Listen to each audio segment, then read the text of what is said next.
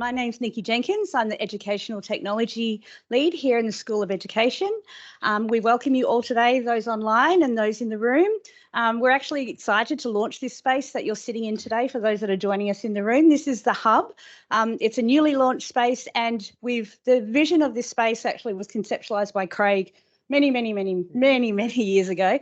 But myself with Craig and the EdTech team who's flying around here capturing images, re-envisioned this space, because what we want to do is create an immersive environment that allows our pre-service teachers to get exposure to the tools and the tech that they'll be utilising in the classroom. So I'm going to hand over the mic to Craig, and he's going to say a few words, and then we'll bring up our first presenter. Hello, thank you all for coming along, and we're sort of really excited. We've been working, as Nikki said, on this space for quite a while now, and we really want our students to come out of our program being job ready, so they can come in and get into work, and you haven't got to spend a lot of time skilling them up on how to use screens and all the various different devices and software that they need to be a teacher. We can give them all the theory, but if we then launch them into the real world without the ability to use the things that you are using on a day-to-day basis, they're going to struggle, and you have to then invest time in upskilling them when you could actually be sort of training them in other more useful things, perhaps. So that's kind of why we're doing this, is to form those connections. We've got various vendors with us today who have all of their sort of devices and technologies are the things that we're trying to get our students to use in real practical hands-on ways. Before we start, we'd like to acknowledge that we're meeting on the land of the Whadjuk Noongar people. They're the traditional custodians of this land. Curtin is on a location that has been used for education and research for thousands of years. And we like to think that we're furthering that tradition and working with our connections into our First Nations colleagues who work within the school and the schools and the other industries that we work with, building on that. So that they're able to continue to use this site for the purpose for which they have traditionally used it. And on that note, we will hand over to our first presenter. Hi, folks. I think it's me, but is Nikki going to do an Tim, intro? I was going to say, Tim, you are up. So our first presenter is joining us from the East Coast. We have Dr. Tim Kitchen from Adobe. We are very thankful because it's quite late over there. And yeah, over to you, Tim. Thank you, Nikki. Yes, I'm coming to you from the future, from Wurundjeri land in the Kulin Nation, otherwise known as Melbourne, Australia. And it is quite dark out there at the moment, and it's dinner time too. So I'm going to do this really quickly. Now, it's great to be with you. This is my third session today, and I want to congratulate the organisers of this event, because it's so true that often teachers will go through their whole pre-service training and then really not get exposed to the latest technologies, what is actually happening in the classroom. So I want to show you some technologies that are happening from the world of Adobe in schools all over the world, primary and secondary. One of the things that I'll just point out to start with, that I was a school teacher for 23 years before doing this role at Adobe now for the last 11 years. And it's I remember my first experiences as a school teacher in the early 1990s when I was a music teacher, and I was teaching pre-preps, as we call them in Melbourne, so 3.5, 4-year-olds, all the way to year 10s. And it was an amazing start to my career, and I really loved that challenge, and I've enjoyed teaching ever since in all sorts of different ways. So let's jump into what we're covering for this session. One of the issues we've had at Adobe is that we've got a bit of a reputation for being the high-end multimedia tool that's used at the highest levels of the multimedia industry, and therefore most teachers and students think, oh, it's not for me. Adobe is for the professionals. And that's true, we are for the professionals. But what we've been doing over the last, even before I was here, we've been building these products that are app-based and browser-based, that are design tools that are designed to be really simple and easy to work with, and can be used on any device, whether it's an app, whether it's just a browser, and you don't even have to have a really high-powered machine like you would to run our professional tools as such. And that's the world of Adobe Express. And you can see here all the different things that you can create with Adobe Express. Just have a look and see if there's anything there that you might want to create at some point in the next, I don't know, couple of days, and then have a look at Adobe Express and see if you can use it to do that. The great thing about Adobe Express is that it is free for all schools around the world. It is totally free of charge. Yes, the school admin has to set up the admin console so that they can get the proper K-12 version, and we'll talk about what that means and why that's important, because otherwise if you use the free version that you can get anywhere, you have to be over 13. So it's really important the school is set up properly to make sure we cater for the under 13s and keep them safe. And we'll talk about how that happens and why safety is important in a minute. It's browser-based, it's app-based, as I mentioned earlier. And really importantly, it's part of Australia's Safer Technologies for Schools program. Now, this is a program that's been set up by ministers of education from all over Australia. And it's a program where you can go into their website and type in an app and just see whether it's part of the Safer for Technologies for Schools. And if it's not, then I'd probably recommend you rethink using it in the classroom, particularly the primary school classroom. Now, we spent a lot of time making sure that our apps are compliant with this program. And we are now considered actually one of the only ethically safe ways of using Gen AI to create images for under 13s. Now think about that. Ethically safe, Gen AI, because a lot of Gen AI tools out there, they're modeling their, as you type in your prompt, it might be something like a blue elephant with a tutu dancing in the desert. And then you click generate and it'll create exactly what you've prompted as a Gen AI tool. But what some Gen AI tools are doing is they're just grabbing images from anywhere on the internet and thinking you can then publish what you've created. You just can't do that. There are constraints, there's copyright constraints on that. So what we've done is we've modeled our Gen AI tools on Adobe Stock. And Adobe Stock is something that we can manage because it's part of Adobe. And so therefore, not only when the students sign in with their proper school credentials, they will get the K-12 friendly version of Adobe Stock, where it's all modeled from when they do their prompts. That's why we are pretty much, certainly the only one that I'm aware of, that is totally ethically safe in that whole world of Gen AI in image creation. The other point is that we also have some fantastic collaboration features within Adobe Express where you can get small groups of people working together at the same time as they're creating. I'm going to play this little clip. It gives you an example of Adobe Express being used in a grade 6 classroom. And I know that a lot of the messaging here for these events today at Curtin have been focused on K-3. So I want to show you this because if a grade 6 student can actually use this tool effectively, and you'll see what they're about to create, then any teacher can use this tool. And that's worth noting. I don't necessarily recommend this tool, all of the features of this tool for students in kindergarten, grade 1 and grade 2, and possibly even grade 3, but grade 4 upwards, absolutely. But certainly teachers of students at that level, this is a brilliant tool for you to help engage your students. Let's have a look at what I did at this school. We'd like to thank Dr Tim Kitchen for coming and spending some time with us today. We've had a focus on the UN Sustainable Development Goals, and the students have been inquiring into those as part of our unit on government. So today we've been using Adobe Express to create little animated movies, and the students have been focusing on one goal and importing images, videos, audio, backgrounds, adding text, learning how to use all the tools and functionality of Adobe Express. My favourite thing about Adobe Express is that you can put voiceovers on music with a background. Climate action is needed in many ways, from ocean pollution to deforestation. My favourite thing about Adobe Express is that you can collaborate with other people. I love it because there's so many things you can do. Like, it's very collaborative, so you can do it with friends, and there's you can animate things and make it really interesting. And the horrible thing is, all of this can be prevented by a few simple steps that we've all heard of before, and you're lying if you think you haven't. Reuse, reduce, and recycle. So you can generate images and collaborate with other people, which makes it really fun.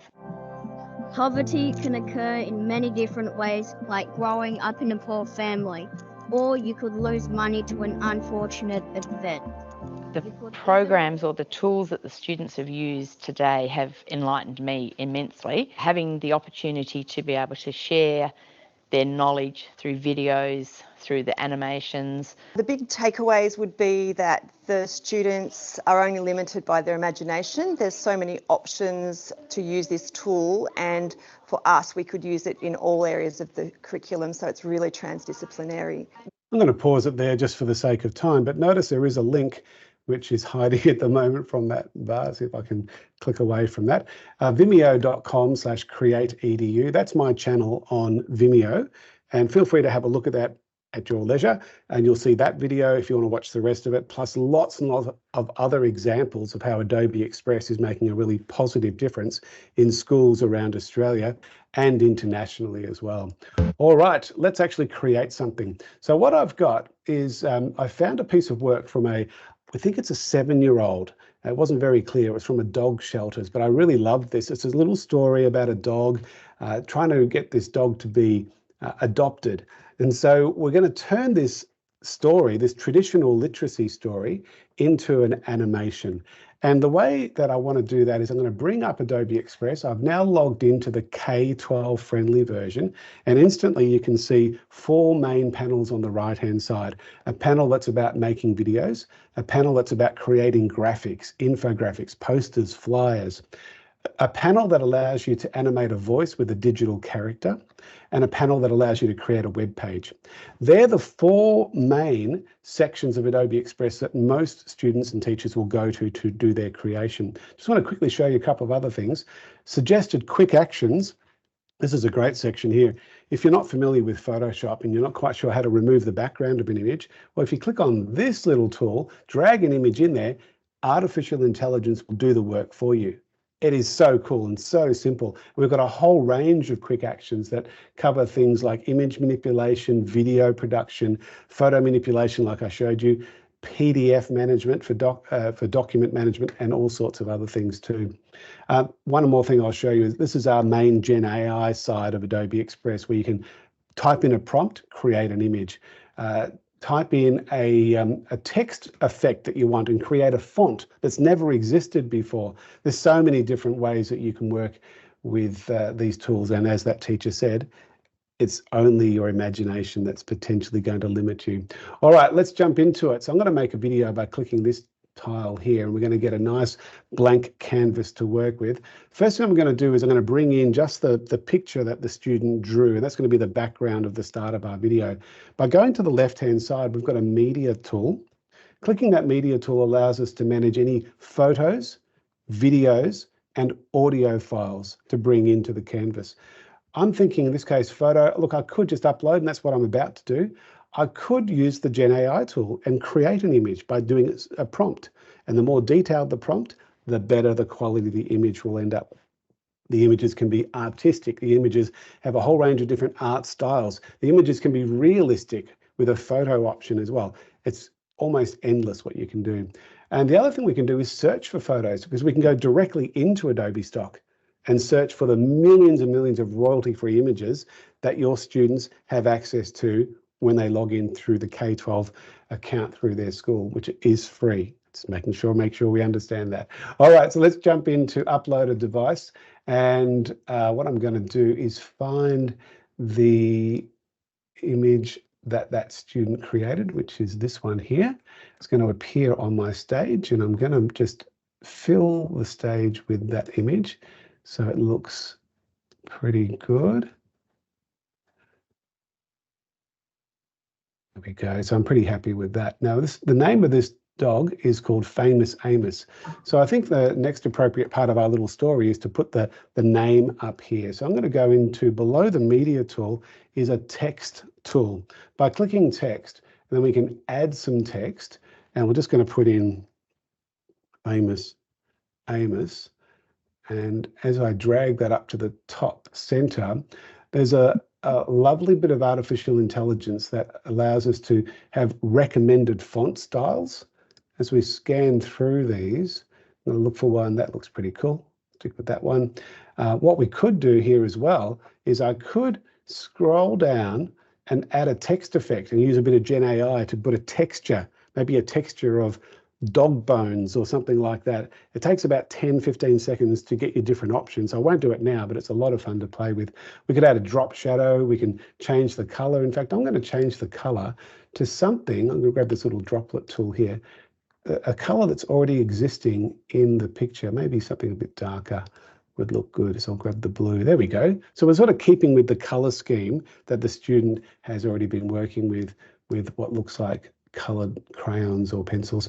Now, because this is a video, I'd actually like that text to drop in from the top. So I'm going to scroll down and there's my animation option. By clicking animation, I can animate it into the scene with lots of different styles of animating. And let's say I want it to drop. Let's make it bungee in. So I'm going to click on bungee. So it is dropping already, but let's drop it a little bit slower. And maybe an extra bounce as well. And we could change the direction of the way it comes in. And while it's in there, let's make it keep moving. Let's have it breathing once it's dropped in, because it is a video. Let's make the most of it. Now, if I hit the play button, we get a sense of it dropping in and moving. And now that I've started my video, I think it's time for the first voiceover. So I'm going to go back to my media tool and go to the audio section, and we can upload an audio that we may have pre-recorded, but we can do the recording directly through Adobe Express by clicking this button here. Or there's a whole lot of music that we could add as well to have it layered in the background. Let's just do a quick voice recording now. It's going to allow the microphone. And the first sentence, I'm just going to, you could be bringing the computer to the student at this point and getting the student to read their first sentence that they've created. So it gives them an opportunity to do a bit of recording, sharing how they're using their voice. There's so many different teaching elements to the process of making a multimodal text experience like this. So let's start the recording. Got 3 seconds. Hi, I'm Famous Amos. And I'll just stop the recording.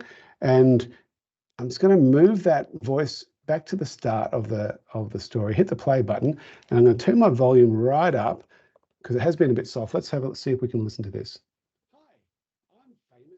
Now, I know it's very soft in the background, but I'm hearing it and I'm not quite sure. I haven't been able to resolve why it's so soft, but trust me, it's working beautifully. But what I'm wanting is I'm wanting the word Famous Amos to come in about now when I say Famous Amos. So I'm going to click on the text that represents the title, and I'm going to click on this button down the bottom called Show Layer Timing. By opening that, I can then control when that element is going to drop in. So instead of dropping it at the start, it's going to drop in now. There we go.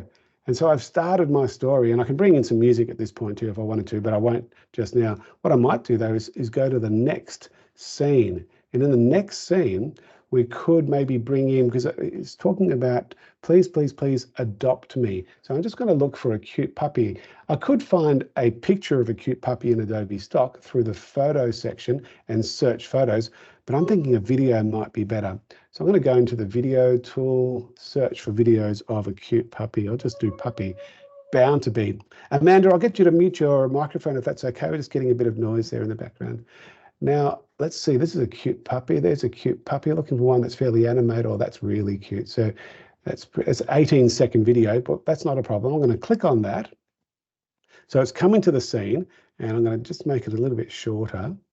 And now I'm going to do my voice recording in that scene. So let's just extend this one out so it matches the length of my other voice recording. And go to Media, go to Audio, Record Voice. 3 seconds.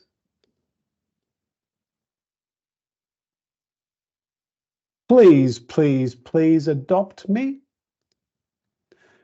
So that voice recording is now coming in. I'll just get the timing right. And I could bring some text in there. But what might be better to do, rather than a voice recording, it might be better to get an animated character to do it. It just makes things much more engaging. So I'm going to go back to the dashboard. I'm going to click the little Adobe Express logo at the top left-hand side. And as I click on that, I'm back to the dashboard and I can see my project is sitting there. Everything auto saves. You never lose anything, which is good. And I'm going to go back to one of those quick actions that I talked about at the start. This one, animate from audio. This is so cool. When I click on this, we've got a whole range of characters. If I go to all, you can see there are lots and lots of these animated characters. But because I'm looking for a puppy, I'd go to animals, and let's go with Basil here for the moment. And I'm going to change the background color to something a bit different, because the last time I did it didn't work very well. Let's make it clouds. That'll do. I'm going to get rid of the background in a minute, so it's just the puppy. So we're going to give that a try. Let me do the recording now with a dog this time.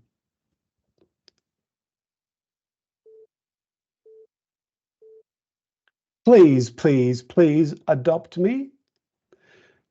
Now that I've done that, it's using artificial intelligence to do the lip syncing and bring in some appropriate gestures to make it look as though it's going to animate a little bit more. We do have an application in the Creative Cloud called Character Animator, which gives you much more control. You can actually move your head and the puppet will move its head. You can talk and it'll match the shape of your mouth, and even listen to the phonics and appropriately change the lip syncing accordingly. And then you can do the gestures manually. You can move arms. You can even do whole body tracking, which is really cool. So now that this is done, the little play button here, let's have a listen to this. Please, please, please adopt me. Okay, I'm pretty happy with that. So you can see all the animations worked in. I'm just going to download that now. And by clicking download, I'm going to now jump back to the dashboard. Or better still, let's just go straight back to the project that I was originally working on. And let's go into the scene. And I'm going to get rid of the voiceover that I did earlier, because I don't need that now because I've got the puppet. Let's come back to this scene. And let's bring in the puppet by going to Media and Videos and Upload from Device. I'm looking in my Downloads folder to find what I just recorded. And it's sitting there. And what I'm waiting for is for this button here on the left-hand side to activate. It's thinking about what I've selected. It's deciding it's actually a video, and it's going to allow me to remove the background. That's right. I didn't need to film on a green screen. I'm going to click on that now. In the past, we had to film on a green screen to key out a particular color. Well, now this is using AI to do that. In fact, I could have just filmed with a phone of myself, and it will remove the background. So clever. The technology is just amazing. While we're waiting for that to process, oh, it's processed already. How cool was that? That was pretty quick. And now if I take it back here, let's just have a little listen to this part. Please, please, please adopt me. There we go. That's pretty cool. And so we're building our video, and we can download it once we've finished. We can share it through an online process. If the school allows, you've got control over how much you want to be able to share, or you can even turn off the sharing features, which often what happens in a primary school, you don't allow sharing at all. You can just collaborate with maybe just your teacher or a small group of people in your class. So you've got total control over the people who will see it. All of those features are there for you with Adobe Express, which is really important. And I'm just about out of time, so I'm going to go and give you some resources. If you're interested in finding out a little bit more, I've been creating lots of little tutorials about Adobe Express. And if you go to adobe.ly/new-express-APAC, that's where you can get access to these tutorials. And I'm currently building up a whole lot of little tutorials about the whole document management side, how to create a PDF, how to manipulate a PDF, how to, what else is there is, oh, it's escaped me now. There's a whole lot of features that normally you'd need Acrobat Pro to use. But now you can use Adobe Express if you didn't have access to Acrobat Pro. Not everything in Acrobat Pro you can do in Adobe Express, but some of the basic things you can. Annotate, comments, all those little things that you might want to do to a PDF. Not that that's so relevant to kindergarten to year 3 students, but certainly for the teachers. And the final thing, I've got a newsletter. It goes out once a month, so I'm not going to spam you or hassle you, but if you want to join my newsletter, please scan that QR code and I'll add you to the email list. And you can always unsubscribe at any time. But if you haven't got a phone to scan that QR code, there is a link there, adobe.ly/contact-edu-APAC, and that'll get you onto the newsletter. So you can find out more about what's happening in the world of education. with Adobe. So I think I've just about out of my time, and thank you so much for the opportunity. It's been a great day working with the staff at Curtin, working with pre-service teachers, and now working with this audience here on the power of a product like Adobe Express. Really appreciate the opportunity, and I encourage everyone to keep being creative. Thanks, Tim. We really appreciate that presentation. Now time for dinner. Yep. Enjoy. Safe travels home. Thanks, Nikki. See ya. Bye. All right, see ya. And we're going to go straight into our next presenter, who's also joining us from the East Coast. I think Amanda is in Brisbane, if that's what she said before. Yes, I am. And another I'm fellow so sorry. Queenslander. Oh, yes, I know. Sorry, Tim's gone, but I don't know how I had my microphone unmuted. So sorry about that. That's all right. Well, I'm going to hand the mic over to you, so don't go on mute. No. Well, hi everybody, and thanks again, Nikki, for having me today. So I know some of you will have been in all of my sessions. Today or tonight, I'm excited because I'm getting to talk to, looks like there's actually some primary school teachers on here, which is awesome, and maybe some early childhood educators as well, and industry people. So what we are going to talk about today are a couple of tools that exist in the Microsoft suite that you may not be aware of. I can see that there are some WADOE, Department of Education teachers on the call. So you readily have access to these tools. Everything that I'm showing today is available to teachers in Western Australia, whether you're working in the department or CEWA, or a lot of independent schools have access to M365 over in WA as well. So we're going to be looking at our social emotional learning tool that we have available to you. It used to be just available in Teams, but recently we have made it available out on the web as well. And you can also integrate it into certain learning management systems now, which is really exciting.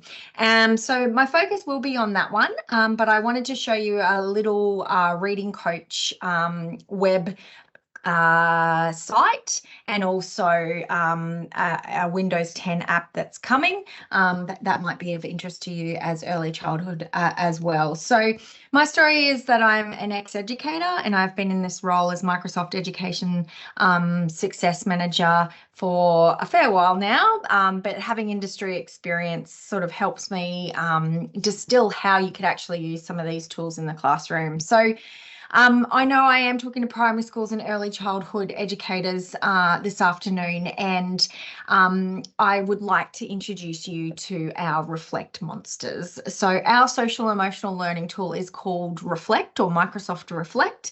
And at the core of our social emotional learning tool are these lovely little fluffy monsters called the Reflect monsters. So if you have access to the chat right now, I can't do an actual Reflect because you can't share them outside of your tenant at the moment. It is only within your school environment, or within your email domain that you can share Reflects at the moment. But in the chat, I'd love to see how you're feeling today.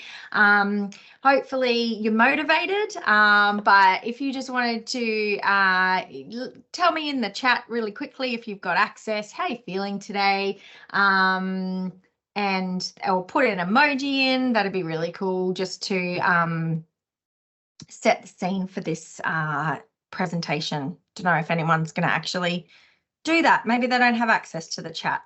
Anyway, the whole idea of, here we go, we've got some, cool, we've got some little emojis coming in, which is great. So emojis are fantastic. And, meh is my favorite one that I like to, talk about when I talk about Reflect. But what do our emojis actually mean? And is, I'm happy today, I'm all right today, is that enough for our students to actually understand in terms of their social emotional well-being? So this tool not only allows you to check in from a pastoral care point of view with your students, but it also helps you to develop their understanding of how they're feeling. feeling and what to call that feeling, all part of that social and emotional learning process that is important for student wellbeing at the moment. So it's a wellbeing app to support connection, expression and learning. And I was going to take that slide out, but then I was like, how can I take that slide out? It's so cute. So basically, the really great thing is that you can use Reflect in a number of ways, and I will show you a number tonight. And I'm conscious that I want to show you the emotion board because you are early childhood and lower primary educators. But the way that you set or use Reflect is that you can develop a question, and the students will actually be presented with 5 emojis that they have to select from, you know, happy, meh to sad. And then the next screen would be one like that you can see on the slides now. They have to choose an emotion that actually goes with that smiley face. Okay, so there's a whole heap of curriculum that's available that goes with this that you can use. But basically, you can then keep track of how they're feeling, and you can see that when they click on one of these little words, it is going to give you an indication of what that feeling actually means, so that you can drill down more into their emotional state at the time. So the best thing about it is that you will get a whole heap of data. So whether you're using it in the app, whether you're using it through Teams, on the web, or in your LMS, the data does feed into our Insights app in Microsoft Teams, but they're working on the LMS integrations at the moment so that you can feed the data back into an LMS as well. But if you were using the emotion board because you're early childhood, you can take a picture of the physical board that the students place their little card on to show how they're feeling, and that data will be converted to data in the Teams Insight app, which is pretty cool. But you do get this data available to you, and this is actually just a summary of some of a class and the check-ins that are done, and you can see that there's a whole heap of questions that you can do, and you can drill down to student level as well and track progress over time as well. So as I said, Reflect is available in all of these places. I guess probably using it with early childhood, you're going to be using it through Microsoft Teams possibly, or the web, or your LMS, but I'll show you what that looks like in a second. So this is just a little video of how the check-ins are actually presented to students. If you are doing it through the web app or through Microsoft Teams, actually through any of them, it looks the same. And you can see there that when they actually select an emoji, there's a whole heap of vocabulary words there that they can go through and work out exactly which one of those they are feeling, so that it's not just a happy, you know, because happy is happy, but there's so many different things involved in happy. So we're teaching them to be able to express themselves emotionally, which is pretty cool. And there's a little emoji monster for everyone. So, and then they get a little, it's brave to share and thank you. And then basically in the Teams dashboard, whichever way you use it, you can use this amazing together view to get a bit of an indication about how your students are feeling as a class. So that's just a quick class view. And again, you don't have to use that. You can go into the normal data if you like, but that's just a really good way to see how the class has responded immediately to a check-in.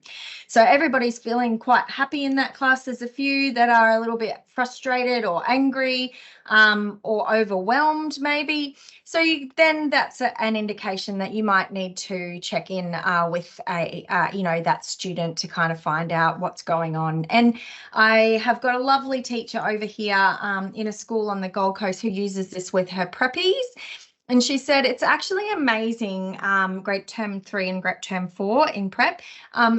She said it's actually amazing to do this with the students because you just don't realise, like, their behaviour might be really off one day, and then you do one of these check-ins with them and they, you know, select that they're feeling overwhelmed, and then you catch them on the way out to lunch and they tell you that, you know, their dog's died or, you know, something's going on. So it does really help to build that connection with your students and have an awareness of why they're behaving in a certain way as well, and encourage them to actually talk about it rather than, you know, acting out, especially at that young age. So you can do these check-ins anonymously, or you can attach names to them. It's up to you, or depending on what grade it is, you could mix them up. But obviously having the name attached is going to give you more actionable data to do things with. And this is just an indication of how you can actually click on one of these students and it will give you that information in relation to that student in a nice little table like this. But again, you can track that back into your data as well. And then obviously you can explore the trends as well and have a look why there might be, you know, low levels. Maybe this is Monday. Is that what it, maybe that's just the week, right? As you go towards the end of the week, you're feeling happy, and then on Friday you're just elated. Don't know. No, just joking. But you can see that you can definitely track trends in here, and it gives you these nice little word banks of some of the most commonly used emotions, so that you can you know, focus on teaching some of the other ones in values education, or, you know, focus on some of those other words. So there's a lot of teachable moments that can come out of using a tool like this.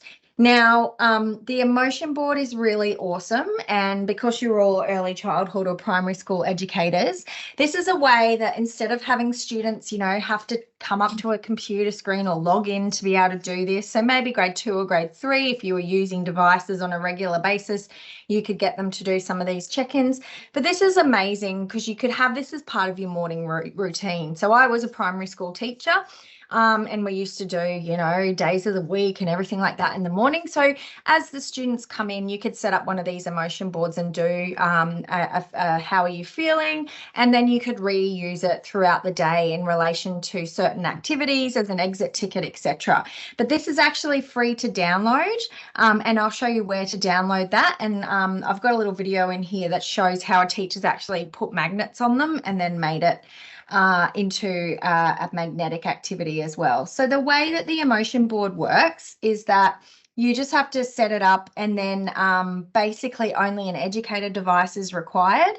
And it's great, obviously, you can print it out, and it's great for younger users with and those with disabilities. And look, even if you weren't going to get the students to put their feelings on every day, you could actually print out some of those little feelings monsters, and there are some great resources in regards to that as well. There's actually, if you're searching PowerPoint templates, there's a really cool Reflect PowerPoint template that's just got all the emotions. So, I mean, you could introduce it like that. But basically, there's a little slide that shows you basically what all teachers and primary school and especially early child teachers tend to do a lot of is printing out and laminating or Velcroing. And then in the app, what you can actually do is, the way it works, you have your big emotion feelings cards that you put up, and then you actually allocate via the Teams app. You give each student a persona, I guess. So let me just zoom in. So these ones are actually, oops. Those ones there are actually done in, looks like they've used a cry cut or something to laser cut them, which is pretty excessive. But basically, in the app, you can set up students as like Tenacious Turtle or There's all different types of them, and that's their identity, so that they can put their little animal underneath how they're feeling, and without actually, you know, putting their name underneath if they don't want to. So you can do it anonymously. And then basically with a tablet or your PC or your phone, within the Teams app, you can press a camera button. You take a photo of the physical emotion board, and artificial intelligence will actually turn that data, the who's under what into data in your Microsoft team. It sounds too good to be true, but it works really nicely, which is cool. And then basically, I don't know what this video is, if it actually shows us. Oh, so here's a child using it. So you can see there that they're thinking about it. And this is actually using it with older students as well.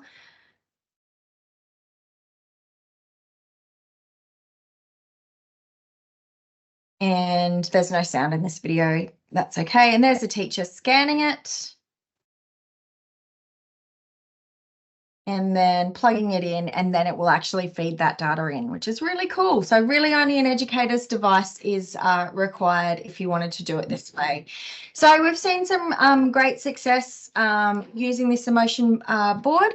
There's actually a whole heap more in the app, and I might just go out quickly to a live demo and show you the Reflect tab, and then show you a couple of other places rather than going through a slide deck. So in Microsoft Teams, you can head into the Reflect tab. That should come up automatically in a class team.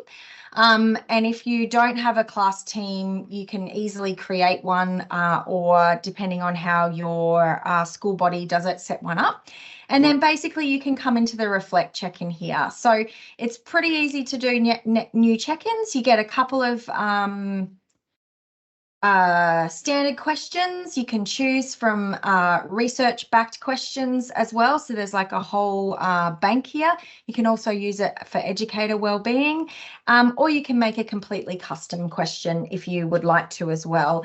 Then obviously you've got some settings down here in terms of who is going to access it. So only people in the organisation, and that just means that you can't share this out to, you know, people outside the school for them to respond, and that's a privacy setting. Obviously, you can set the response settings. You can do a broad or a simplified emotional vocabulary as well. So that just means that there's fewer and less emotions to choose from when they select one of the emojis, or more for the older grades or older people.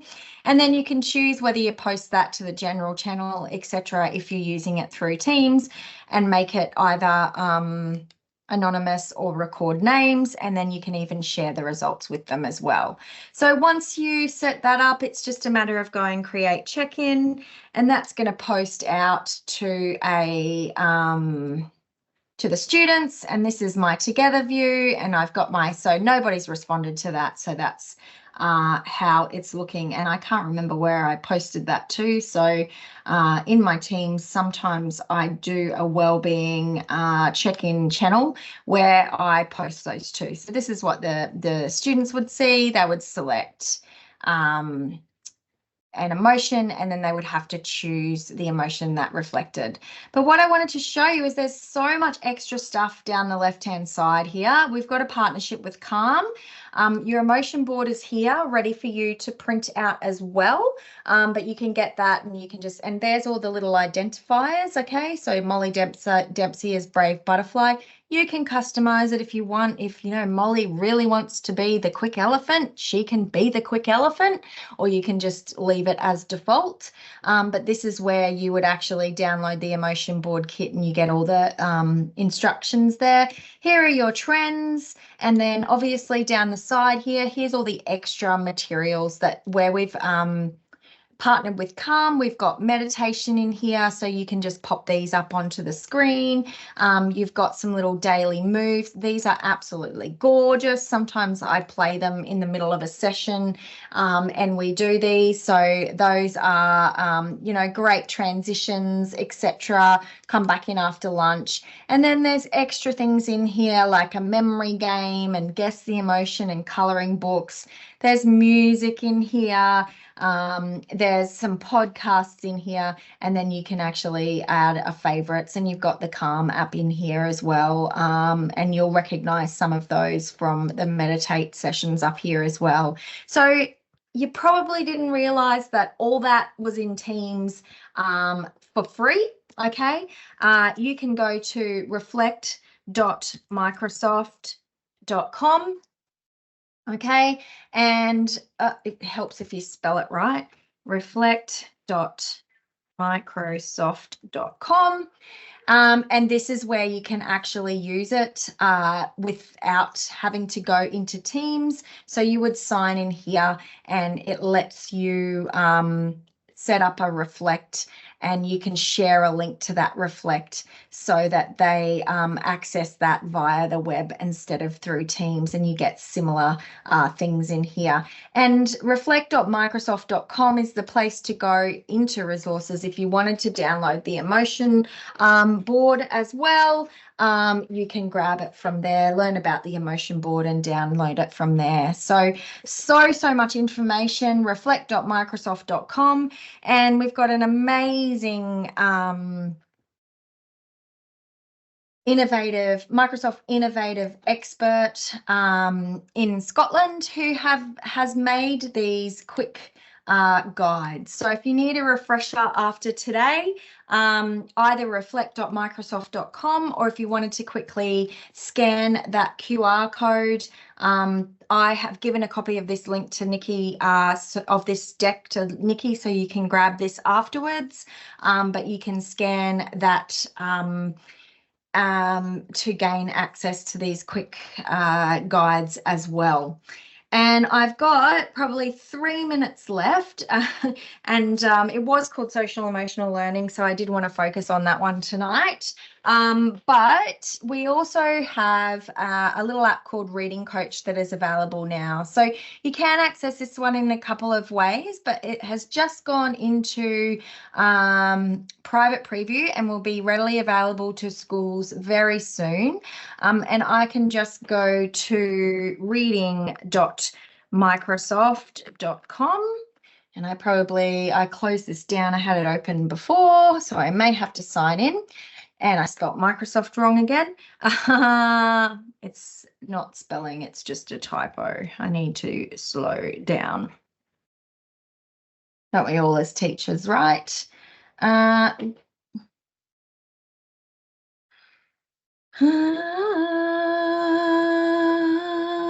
it is. Oh, it's coach.microsoft.com. No wonder I couldn't find it. Sorry.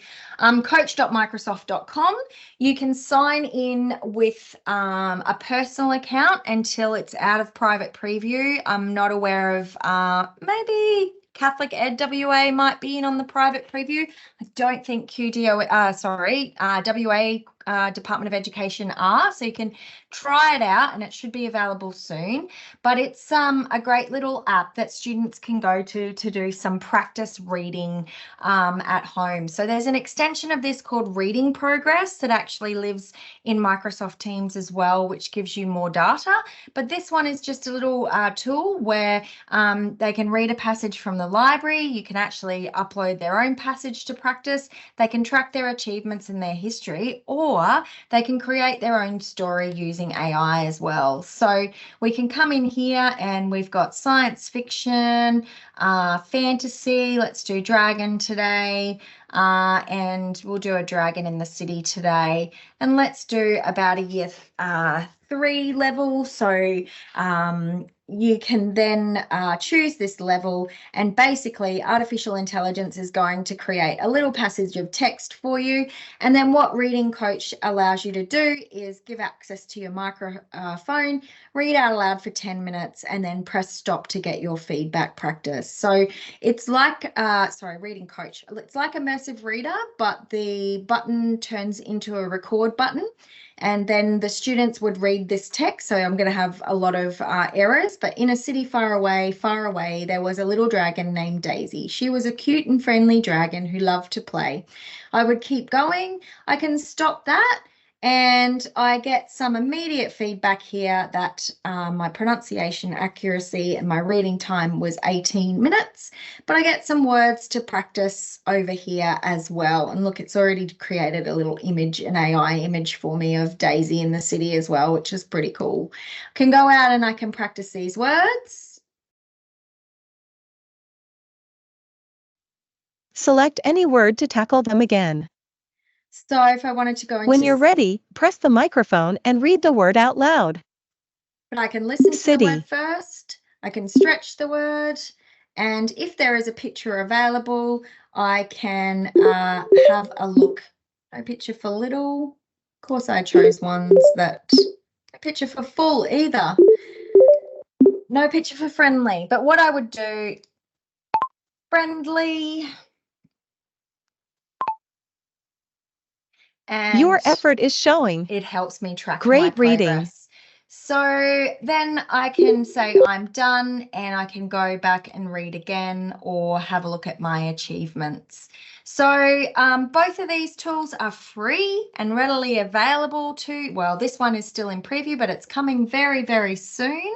So this one I can see being used really well for that independent reading practice, especially at home when parents might not have the capacity to support their students, but coach.microsoft, here it is here, coach.microsoft.com and reflect.microsoft.com or go in through Teams. And obviously you have got these amazing quick guides as well. So there's one on Reading Coach to use it through Immersive Reader if you're familiar with Immersive Reader as well. But I am 3 minutes over, so I better wrap it up there. But I hope those two tools might come in handy for you in your classroom.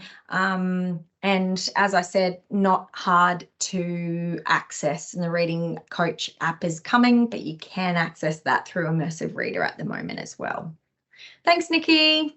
Thank you so much, Amanda. I learned so much today, and I think I'm going to be annoying my team with the emotion monsters next week, especially when we're all working from home, just to see how everybody is and just checking in. So thank you so much. Yeah, we really appreciate your time today. So now we've got more of a sort of hands-on demonstration coming to you from Paul from CD Soft. So we're just going to reconfigure the room a little bit to accommodate that. Okay. Have fun, guys. Bye. Hello, my name is Paul from CD Soft. Thank you for taking time out today. I know you guys will probably want to get home rather than being here. But my company has been around for 25 years. We understand that teachers need resources that are reliable. So we source good quality products from all around the world. And we also understand that you guys need supporting materials so you can do your job well. Today we've got a subsection of our products that I think will be useful for you, in your classroom. The first one I'd like to start with is the swivel. The swivel is essentially a smart robot that uses a phone or a tablet as a camera, and it allows you to record video for a number of purposes. You might have a Moodle system, you might have an LMS system, you may want to do some reflection, personal reflection, or you might want to do some assessment of your other teachers in your classroom, some peer assessment. Essentially what the robot does is follow you, so it follows this marker. So as I'll be walking around the room, the camera then rotates and follows me. It sits generally here, about here, and it also records sound. So you can then have up to four additional markers in your classroom if you so wish. If you've got students in groups, you can have those speakers there so you can capture the conversation. You can even transfer the primary marker from yourself to the children so you can record their responses. And so you could use it, like I said, in a Moodle system or in other LMS systems that you may have in your school, even for parental reports or whatever, with your students. The real power of the system is in the software. It's called Reflectivity. It used to be called Teams, but for obvious reason, it used to conflict with Microsoft Teams, so they've changed the nature of reflectivity. It's quite an advanced system. It allows you to comment and make comments on certain timelines. You can collaborate with other teachers, and then you can assess and have that as a collaborative effort in terms of assessment. It's used with schools all around Australia. It's been used for quite a number of years, and it's been used quite extensively. So if we go to the next slide, just show you a bit of a low-tech product that's Australian designed. It's designed by PJ in New South Wales. He created this. He was frustrated by the fact that in a classroom there was bottles and reels of bottles of clag being wasted and tape being wasted. So he came up with a system which he called Make Do, and it's a very simple system. It enables you to join cardboard, and who hasn't got a bit of cardboard? Everyone's got a bit of cardboard lying around, and kids love playing with cardboard. It's a sustainable way. You can reuse the screws, and it's a really creative way of implementing those key facets that we're trying to teach our kids. There's problem solving, there's computational thinking, because we need to make certain shapes, certain connections, and also design thinking. So it's very, very simple. It's elegant, and it's simply elegant. So we got 2 bits of cardboard. You see we made this ourselves in our office. You simply punch a hole. The kids would punch a hole in that, and then they screw in the screw. I'd certainly recommend you go to the Make Do website and have a look at the gallery and see what some of these kids have created with cardboard. It really is quite astonishing, from a simple hat, to castles, to play runs, to cubby holes, to card holders. You're only limited by imagination. The kids are only limited by imagination. It's a low-cost product. It's reusable. It's sustainable, and it's quite a safe product. There are a number of other tools that they've come up with.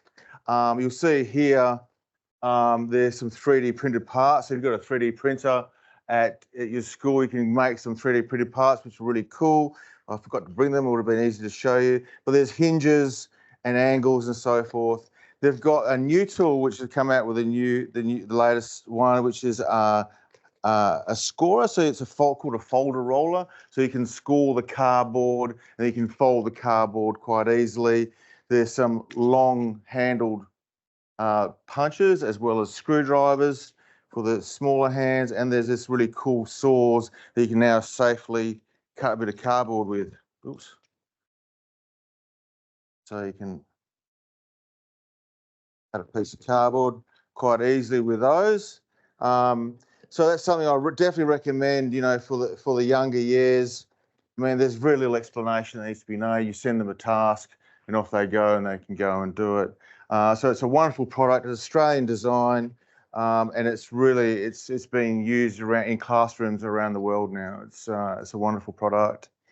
So we're moving on to some robotics, and robotics, as I explained in the last session, is a wonderful way of expressing code. And because of these products such as Commbox, we are now able to bring coding to young kids. When I was going to school, there's no way I would have started coding in primary school at all. We used old computers that were all text-based coding. It would draw, drive a turtle on the screen.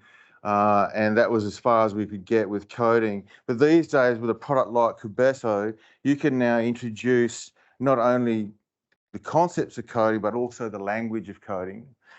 So we can start introducing, things like, let's write a program, let's write some code, let's run some code, let's execute the code, execute the program. So you can start introducing to kids very early on some of the concepts of coding. So let's just do a little exercise here. The Commbox comes with a number of maps, thematic maps that you can use to explain certain themes to the children and give them tasks around that particular theme. Here we've got, obviously castles and ocean, and this is a general play mat. So let's set the task to a student and say, or a group of students, and say, we want to go from our castle through the desert and end up in the city. And we need to then find a solution to that little problem, that little task. And so what we're going to do is we're going to start. First thing to do is always switch on your technology. That's on. So so one, I've listened to the task. I've had a go at it. So I'm going to go forward, and then I'm going to turn right. And so what we can do now, we can say to the children, let's execute the code or run the code. And now we're going to communicates by Bluetooth, and a little cubetto, which in Italian means small cube, is now running the program. Yeah, so what we're seeing there is that we didn't quite complete the task. So we didn't get the problem solved. So we need to think about how can we fix that problem. We need to debug the code. We need to change the code, rewrite the code so that we can run that code again. So what we do is bring Cubetto back to the starting point. We have a little think about it. We have a bit of a play, and then we can say, okay, let's go forward, turn right, and then go forward again, and let's see how we go.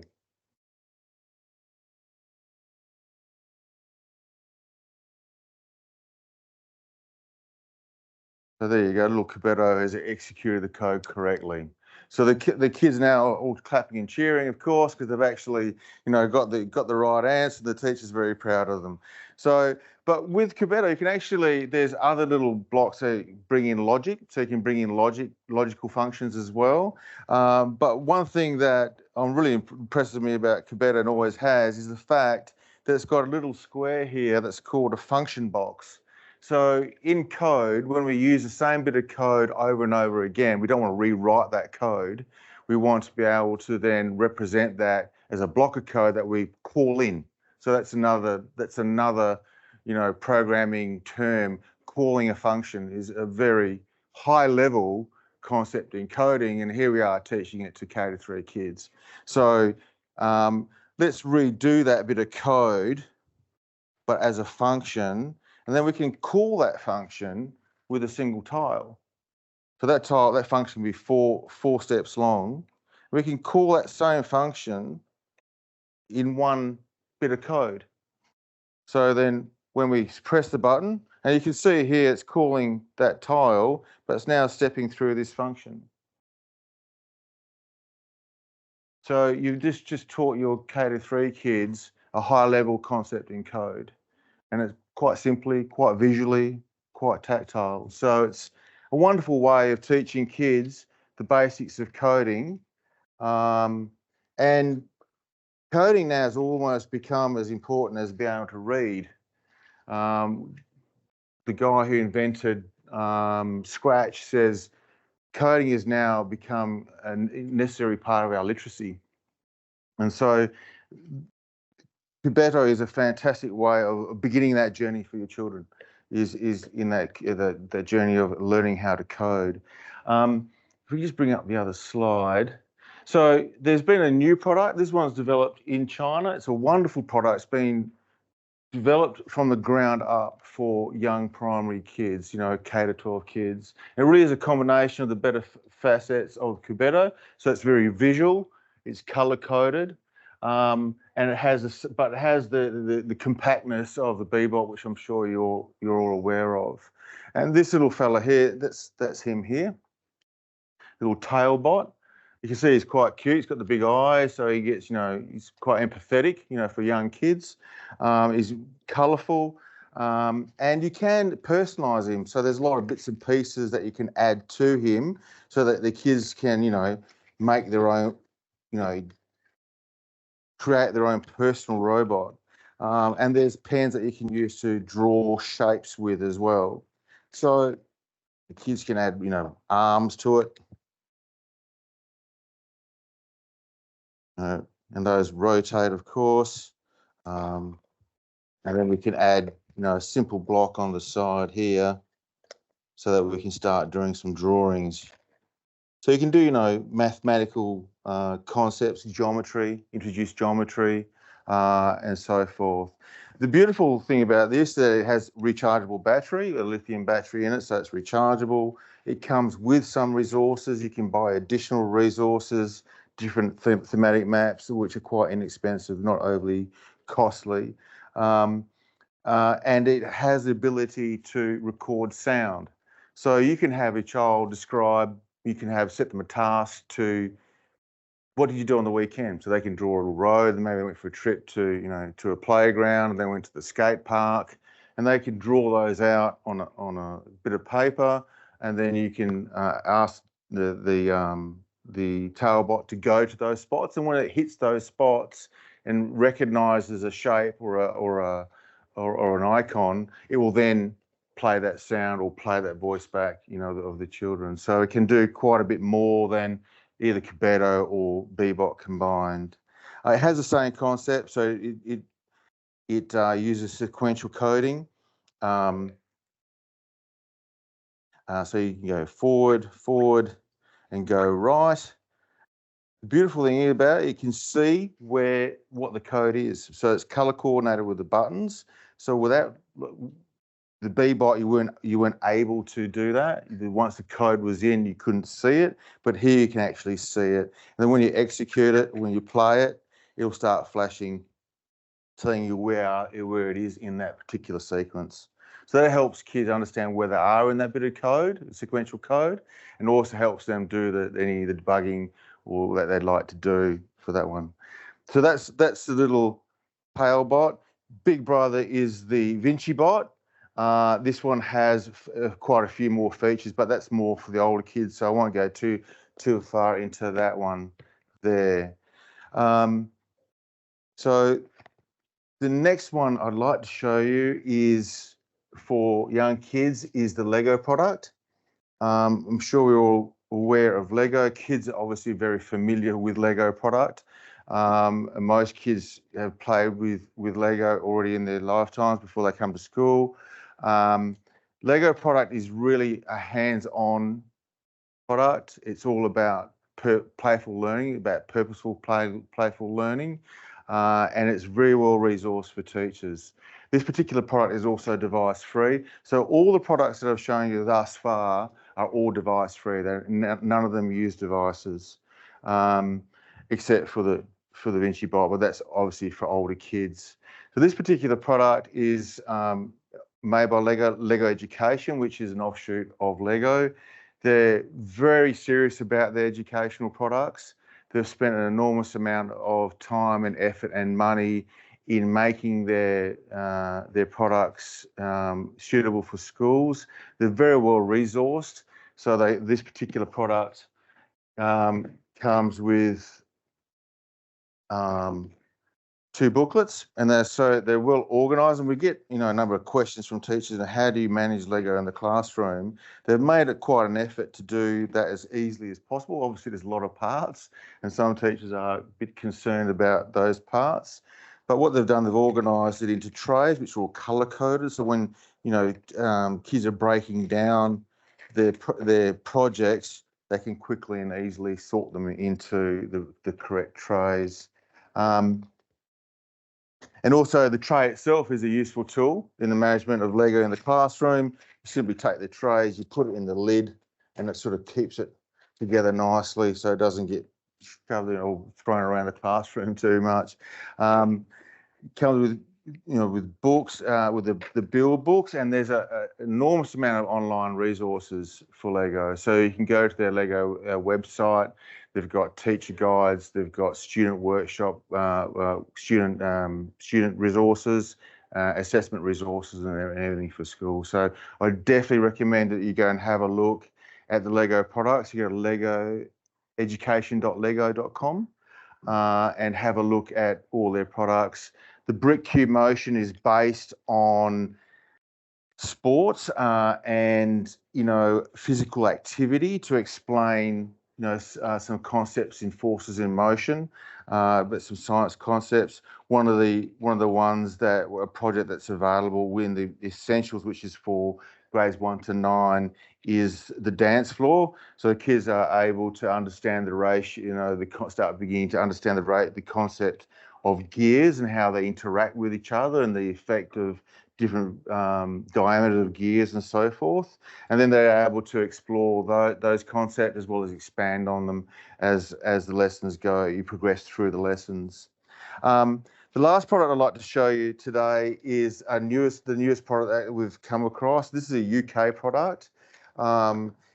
This is the version 2 of it. It's called Marty. He's a humanoid robot, and he actually can go from K all the way through to year 12 because there's some AI facets to it now that they're implementing in beta version, so that Marty can now, via his camera, can recognise different shapes, different colours, and so he can respond when he comes across those in the environment.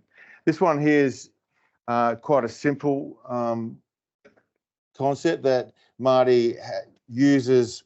There's a colour sensor in his foot, and as he walks over the mats, there's predetermined pose.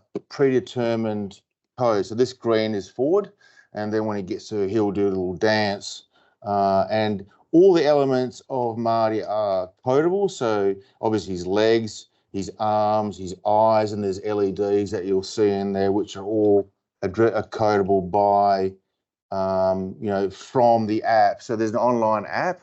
Once you get beyond, what they call deviceless, the deviceless coding, unplugged they call it. There's junior tiles, so very small. It's based on Blockly, but a cut down version for junior kids. And then there's the Blockly itself, and there's Python. So it goes all the way through to probably year 10 at least. So we'll turn him on, and we'll go unplugged mode.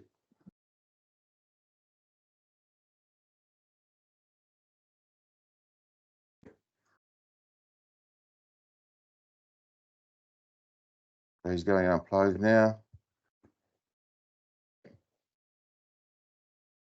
Keep going, my young fella. There we go. So he's still seeing green. It takes a few more steps forward, and then the red mat. So he's really engaging. Just judging by the looks on your face, he's quite an engaging little fella. And you can customize him in many different ways. He comes with stickers. You give him tattoos. You can get. He doesn't talk, no, other than the speech. There is sounds. You can make sounds, yeah. So you can give him a mode. You can characterize him. So the kids really he's got a name. So there's empathy built there already, and the kids then are drawn to him. They customize him, and they have a great time with him. At any time, if you've got any questions, please feel free to call us. We're now available from 6 a.m. in the morning till 4:30 in the afternoon for our Eastern States customers. A lot of the information is on our website. If you go to one of our product pages, most of our products have got free resources tab, and then you just click on that, and there's a heap of free resources available to you with most of our products. Thank you for taking your time. Please feel free to contact us anytime. Thank you very much. We're just going to move some furniture around, and then we're going to bring up the next presentation, which is Mufaro and Emma from Xplor. So would you guys like to join me? Oh, yeah, we'll make it work. Thank you. Thank you, Nikki. Good afternoon, good evening. I don't even know what time it is right now, everyone.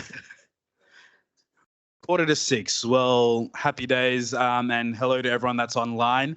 My name is Mufaro Moringe, and I'm the Community Engagement Lead at Xplor Education. It's a pleasure to be here with you guys today. And joining me to my left is Emma Booth, who is one of our account managers at Xplor. I'll give Emma an opportunity to introduce herself in just a second. I'll tell you guys a bit about myself. I've been with Xplor for just over 3 years now, but I actually started in the early years sector working in outside school hours care. So that was my first job out of high school. My boss, who was a family friend, invited me to come and do some shifts over the summer. I thought I'd just be there for the 3 months waiting to start uni, and then I ended up there for 4.5 years. So the sector reeled me in, and then I went and did some other things for a couple of years after that, and then found myself working at Xplor with our Quick Kids software first, and then in our support team, and then moved over to our marketing team. But I'll quickly hand over to Emma to introduce herself. So yes, this is Emma Booth. Thank you. Hello, I'm Emma. This is going to sound like I'm just stealing what he's saying. I promise it's a unique experience. It's just very similar. So I started in the early years sector as well, fresh out of high school, in an OSH setting as well. Planned to stay there for 12 months, then go back to studying. Within those 12 months, I became a centre director and stuck around for 6 more years. So then over COVID was when I got sort of the let's do something else, end up in the Quick Kids support team, and now have moved into a account manager role instead. So much the same, but sort of different, I guess, but still remain very much passionate about the education sector. So cool. And back to you. Thanks, Emma. Now I'm going to put this here because I'm very expressive and yeah. So Xplor, what do? Our mission is to automate administration so that educators like yourselves can focus on what matters the most, and that's the children's education. How do we do that? Well, it starts off with our values, right? So our core values, we have 4 of them. Make life simple. We do that by challenging overcomplication. We build for people by putting the sector's needs at the forefront of every decision we make. We move with purpose by being intentional about where we're heading. And we create lasting communities, my favorite value, by creating strong relationships and ensuring we have lasting legacies. So yes, our values are definitely the core beliefs that we stand for at Xplor, and are very much essential to how we help people and how we help the early education sector succeed. Our promise. So we craft everything we do based on 3 brand pillars, being one partner with the sector, so being a single source of truth, making sure that you have one team for all of your needs, and servicing the sector for over 15 years, particularly via our Quick Kids software. Our next pillar is that we want to make sure that educators, parents, families never miss a moment. So we do that by trying to provide the best family experience, particularly through our app Home, and also making sure there's connection at every interaction, whether you're an administrator using our Office platform, an educator using our Playground platform, or a parent using our Home app. We want to make sure that you're connected at every point possible. And focus on the child's learning. This is really important, particularly in the sector, making it easy for you to document and plan learning and development experiences for your community. And then our last pillar, and possibly our most important one, is keeping children safe.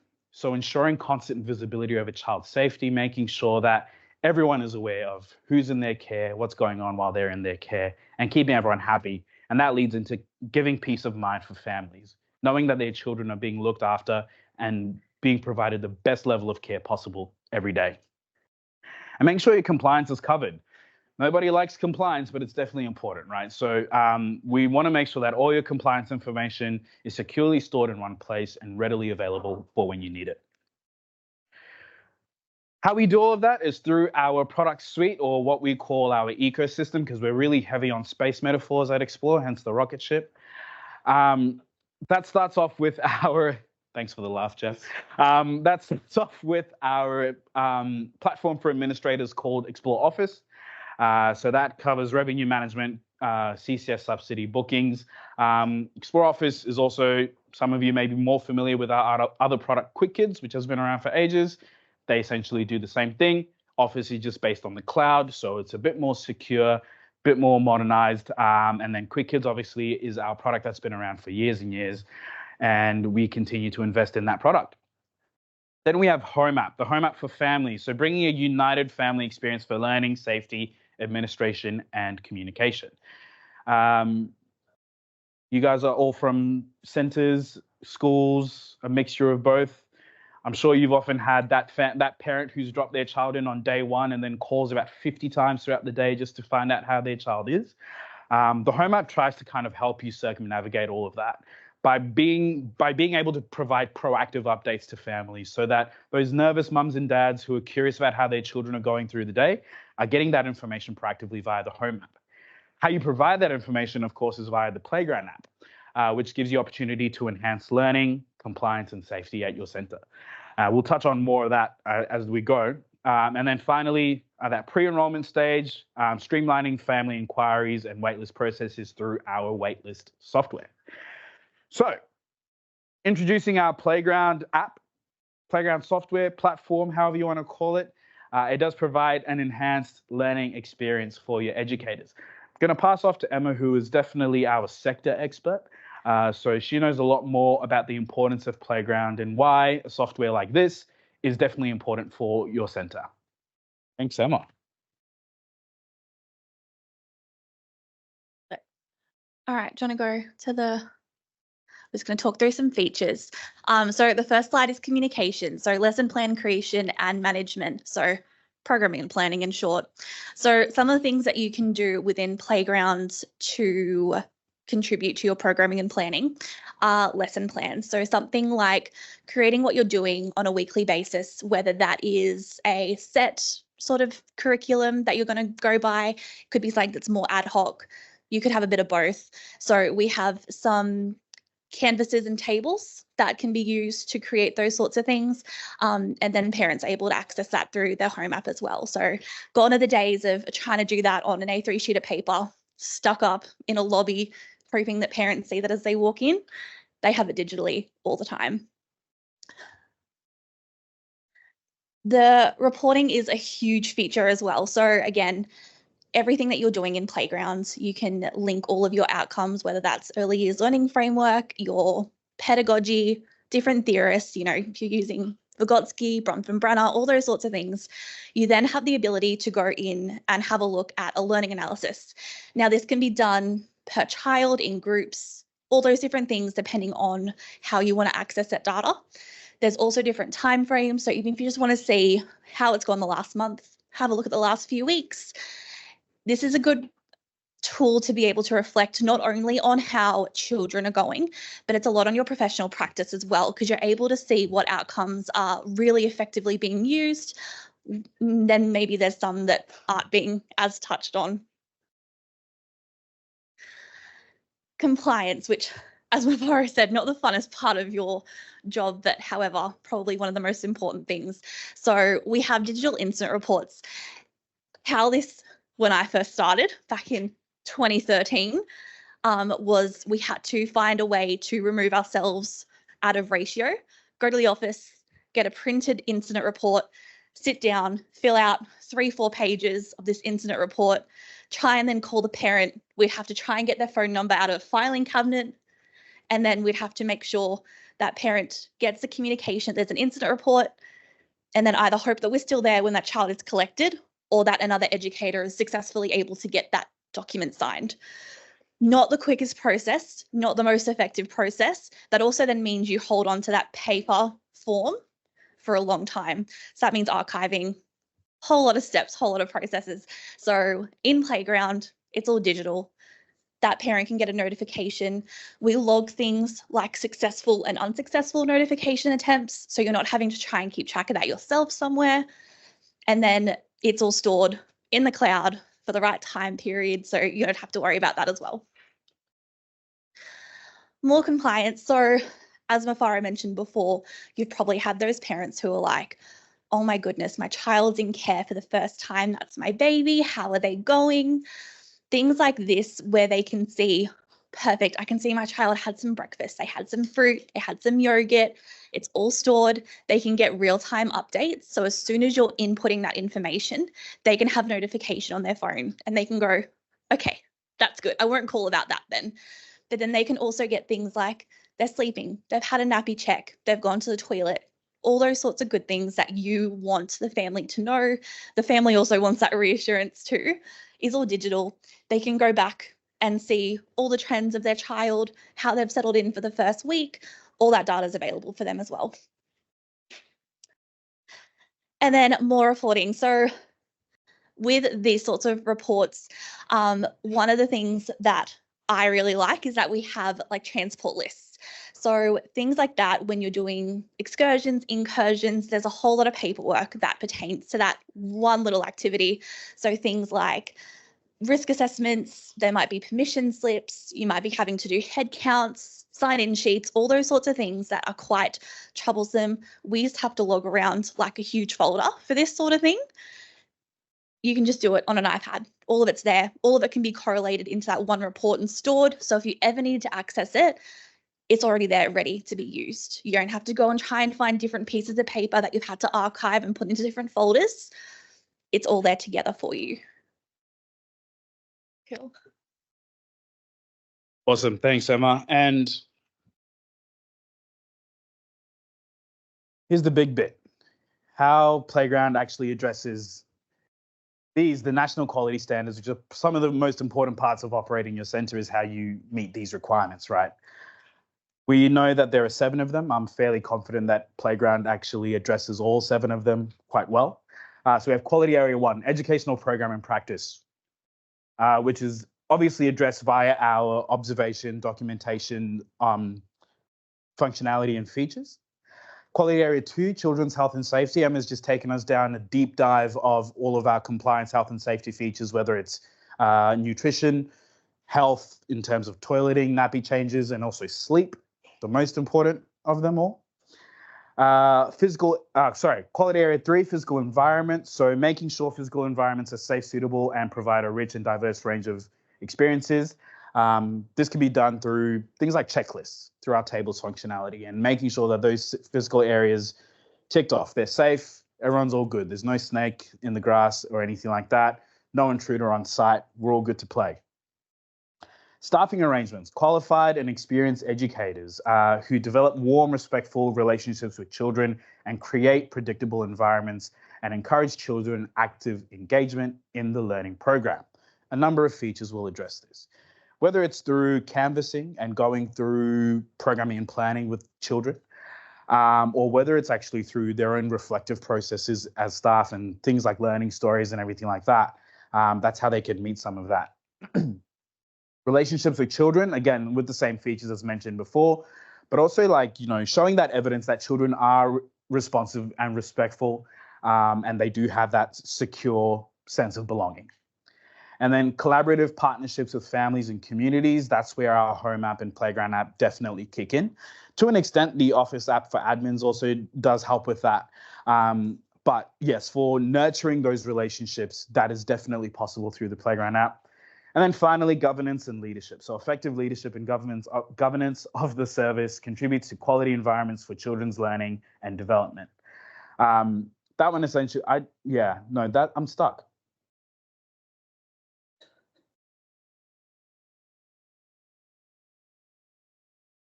I don't know which feet. Access to environment. So if you think like fully educator basis, they're going to know the cohort of children, all of their needs, anything that's additional, anything that may come down to just little ad hoc notes about how that child needs to be supported, whether that's from a legislation sort of there could be court orders in place, all those sorts of things. All those things can be added in as notes for the room leader to be able to effectively manage not only the educators that are in the room with them, but for the children, anyone who's coming in to float. There's some really big key things that typically, if you need to look at that would be a piece of paper that's probably printed out in that little craft storage cubby that you'd have to go and have a look at. But it can be in playground instead. You can tell who wrote the script, and I forgot my lines. So yeah, that's how sort of Playground addresses the NQS and how we meet that. So most importantly, why we're here today. So why Playground and how we're enhancing early years curriculum. So for you guys as operators of childcare centres, of early year centres,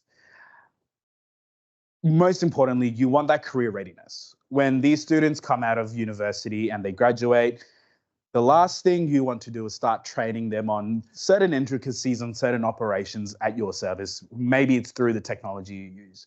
So a space like this that's being built by Curtin, by being able to be one of the providers in this space so that students can have a hands-on with the technology that you guys use, enables that career readiness straight out of university.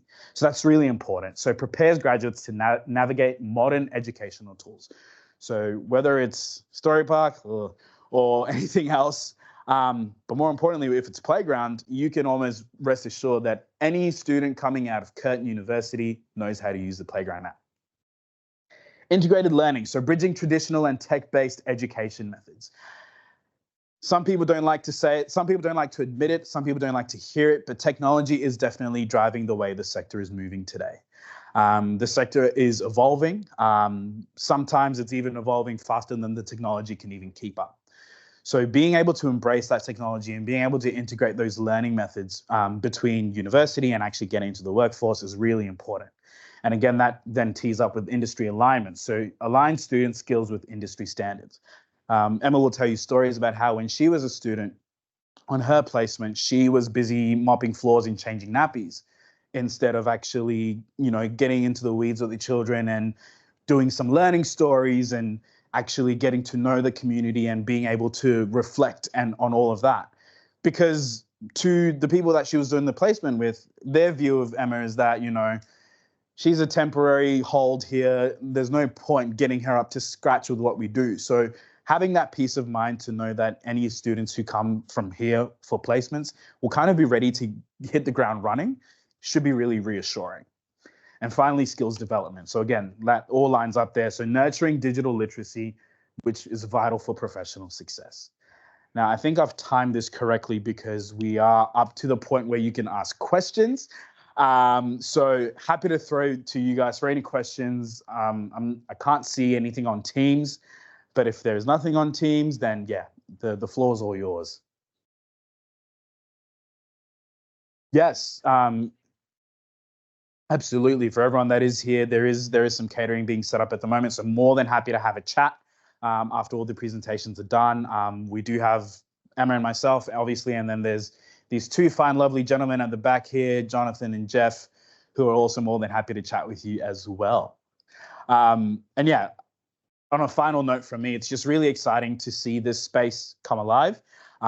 Nikki and I have been chatting for over a year now, so it's really exciting, and we're so proud to be here as one of the foundational kind of partners as this space is opening up. We're really proud to be involved in any capacity and kind of helping shape the future generation and future students as they enter the workforce.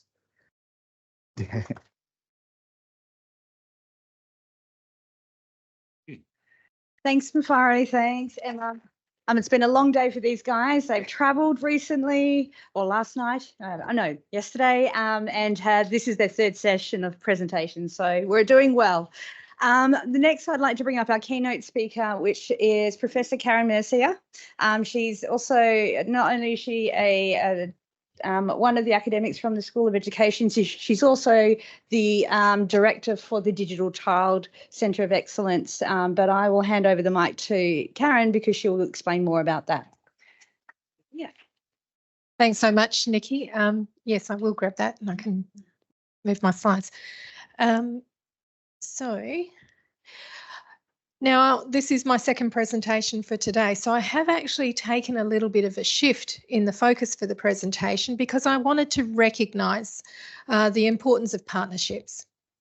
And when we talk about as academics and researchers in this space, those partnerships are, yes, with developers like Xplor, our technology companies that are building new innovative devices for young children, but also importantly, our early years centres, educators, directors, team leaders, and our teachers and schools.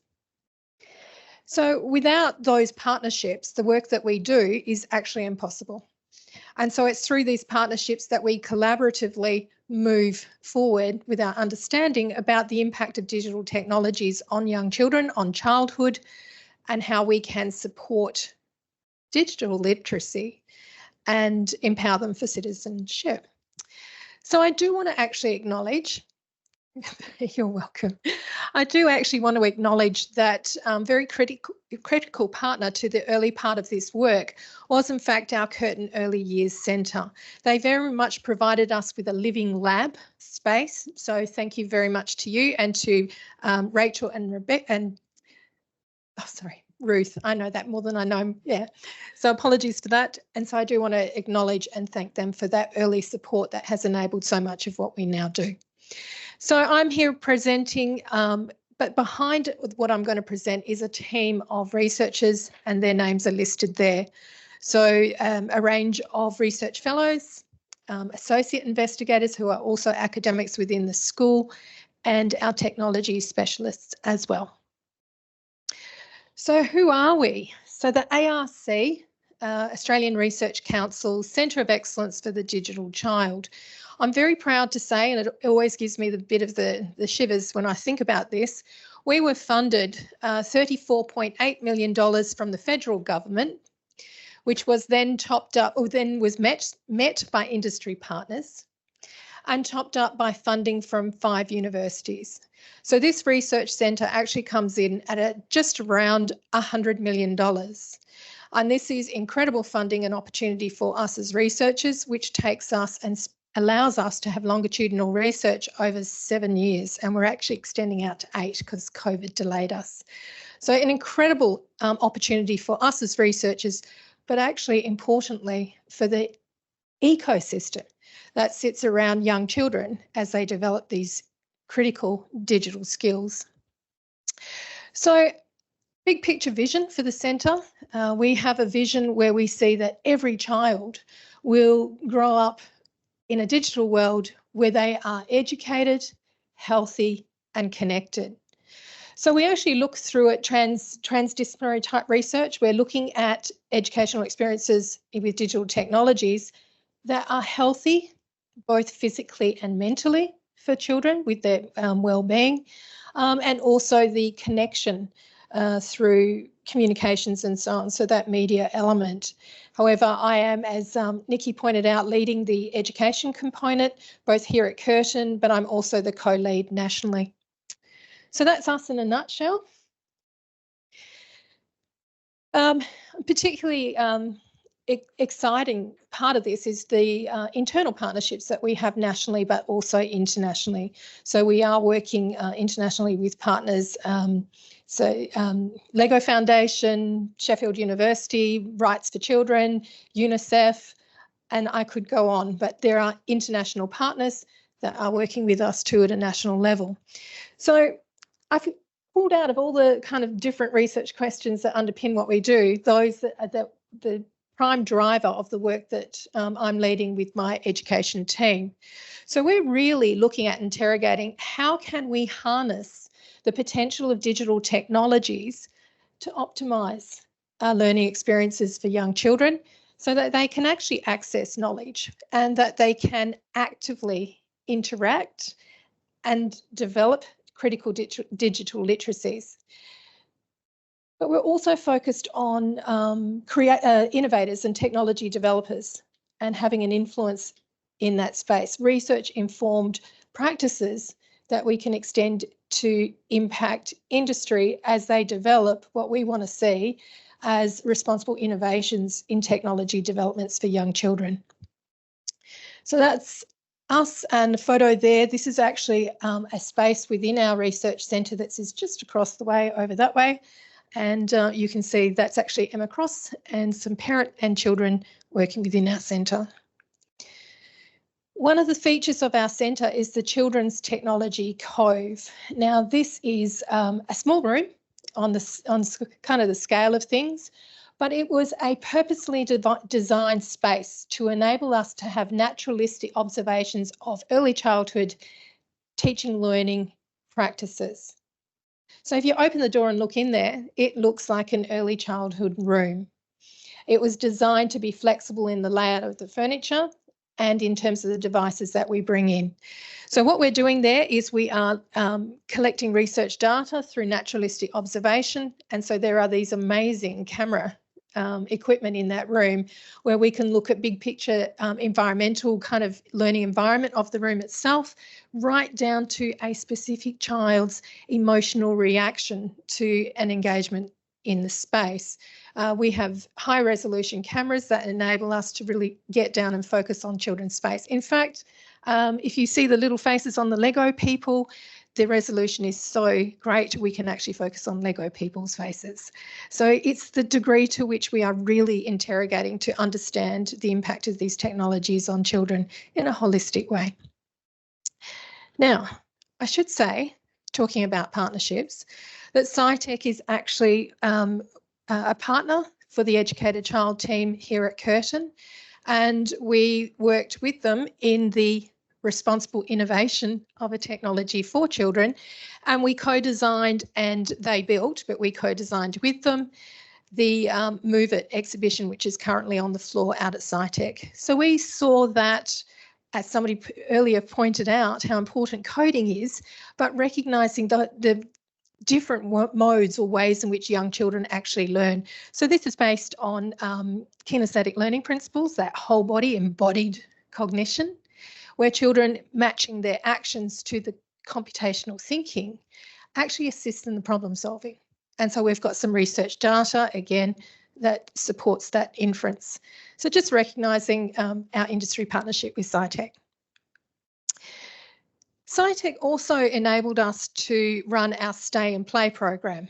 Those fantastic devices, coding devices and so on that Paul showed you, well, we've been researching the design features of those products and how children are learning with and by use of those technologies in multimodal ways, right? It's what they see, it's what they touch, it's how they manipulate the materials, not just what they say or what they listen to. So we're really interested in the tangible nature of those coding products. So we actually run an 8-week stay and play session, which we're extending all the time as we explore new digital technologies and bring those into our repertoire. We start with unplugged. We think that young children probably don't need to jump straight into screen-based, even though I have quite defined ideas about screen-based, which I'll come to. But we do start with unplugged play. And again, that whole body kinesthetic learning as they role play the action of coding a robot to build a sandcastle, which is actually out of cardboard boxes within the play environment. We then move through to Cubetto, which you'll see here, and the children, because that's very tactile, tangible, colour, shape, enduring presence on the board. We then move to Blue Bots. We don't use B-Bots because we want children to actually see the difference between hardware and software. So we then go to Blue Bots. Blue Bots, we move into Botsy, which brings in the construction element. Because of the age of children that we work with, we're not big on the Lego small pieces. So we went to Botsy because it's more like the size of Duplo. So Botsy enables more of a STEM focus, you know, that engineering design, build yourself a robot, now code it and see what you can do with it. We also look at augmented reality. Botsy has an augmented reality and you can code it with the interface on an iPad, which is where our iPads come in. We've then moved into the space of digital photography with children and so on through that space. We have seen amazing results. You will be blown away with what 3- and 4-year-old children can do. We ran a trial actually with our Curtin children in the Curtin Early Years Centre, and what we found was through a sort of 8-week program with the children using Cubetto and B-Bots, that they were able to read and write code using symbolic representation of the chips, but they were pre-formal literacy, so they couldn't actually read and write. But they could copy the shapes and sequence those, and they could read back each other's stories that were presented in the coding. Oh, tell me, it was wow. It was like incredible. So with the right scaffolding and good quality pedagogy, which is your area of expertise, the teachers in the room, with good product design, we make magic happen for young children. So we are looking for creative practices. We don't want children to be passive consumers of digital technologies.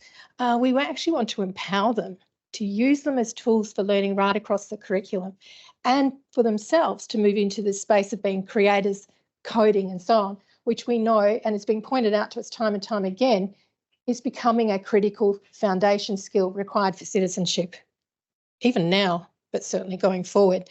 So you can see this is actually Botsy here. And the child here is moved into the on-screen drop and drag coding with an iPad interface. This is still one of my favourites, driven by storytelling. The children are, and we play coder and robot. It's a bit like Simon Says. But if the coder doesn't tell the robot what to do, the robot's not allowed to do it. So we start by coder says with the children. Coder says, put your hands on your head. Coder says, bob down. Sit down. Right, you're out. It's the old Simon Says rule, but it's the way we start with, you can only do what the coder has said. So we start really at those really foundation levels of understanding. I really wanted to point out at this point that when a child has an original idea or solution to a problem, they're being creative. It doesn't matter if 100 children in the previous year had that same solution to a problem or that same product. It doesn't matter because it's creative for that child. So we focus on the experience of the child. So creativity, we're talking about the little C of creativity, and children are constantly and often creative because they come up with original ideas and thoughts and products for themselves, not for humanity necessarily, but for themselves. So we do want to emphasise that everything that we do here is about creativity as a process, not just a product.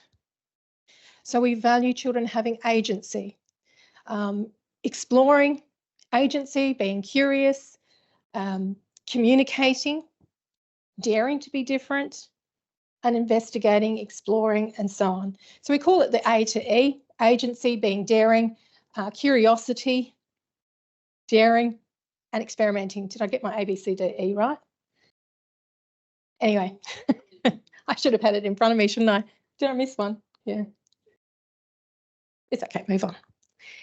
It is published, of course, and you're more than welcome to contact me if you'd like a copy of that framework.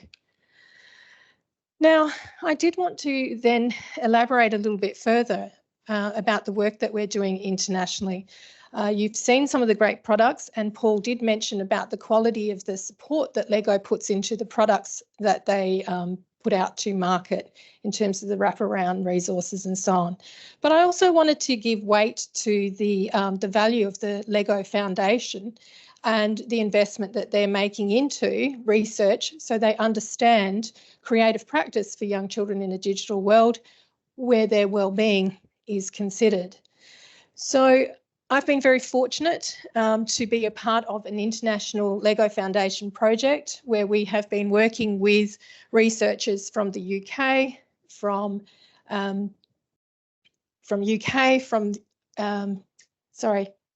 West Cape, South Africa, and also Cyprus. We're using an ecosystem and values study. So we're going into people's homes. We're looking at this holistically. And are there cultural differences across different countries?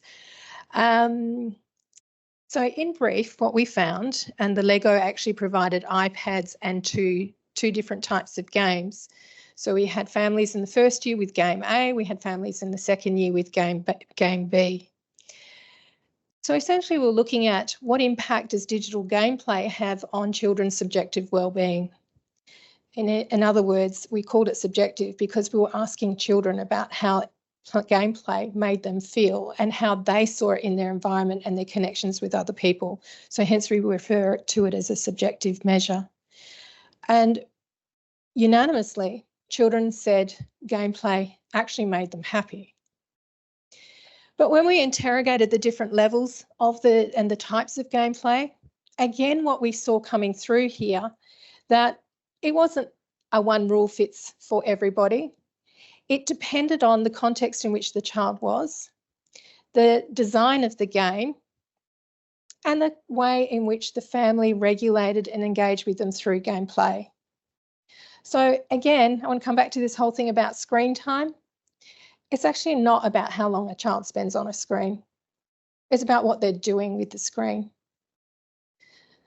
And it's the quality of the devices and the products that are built in and apps and so on that are used through screen-based technologies.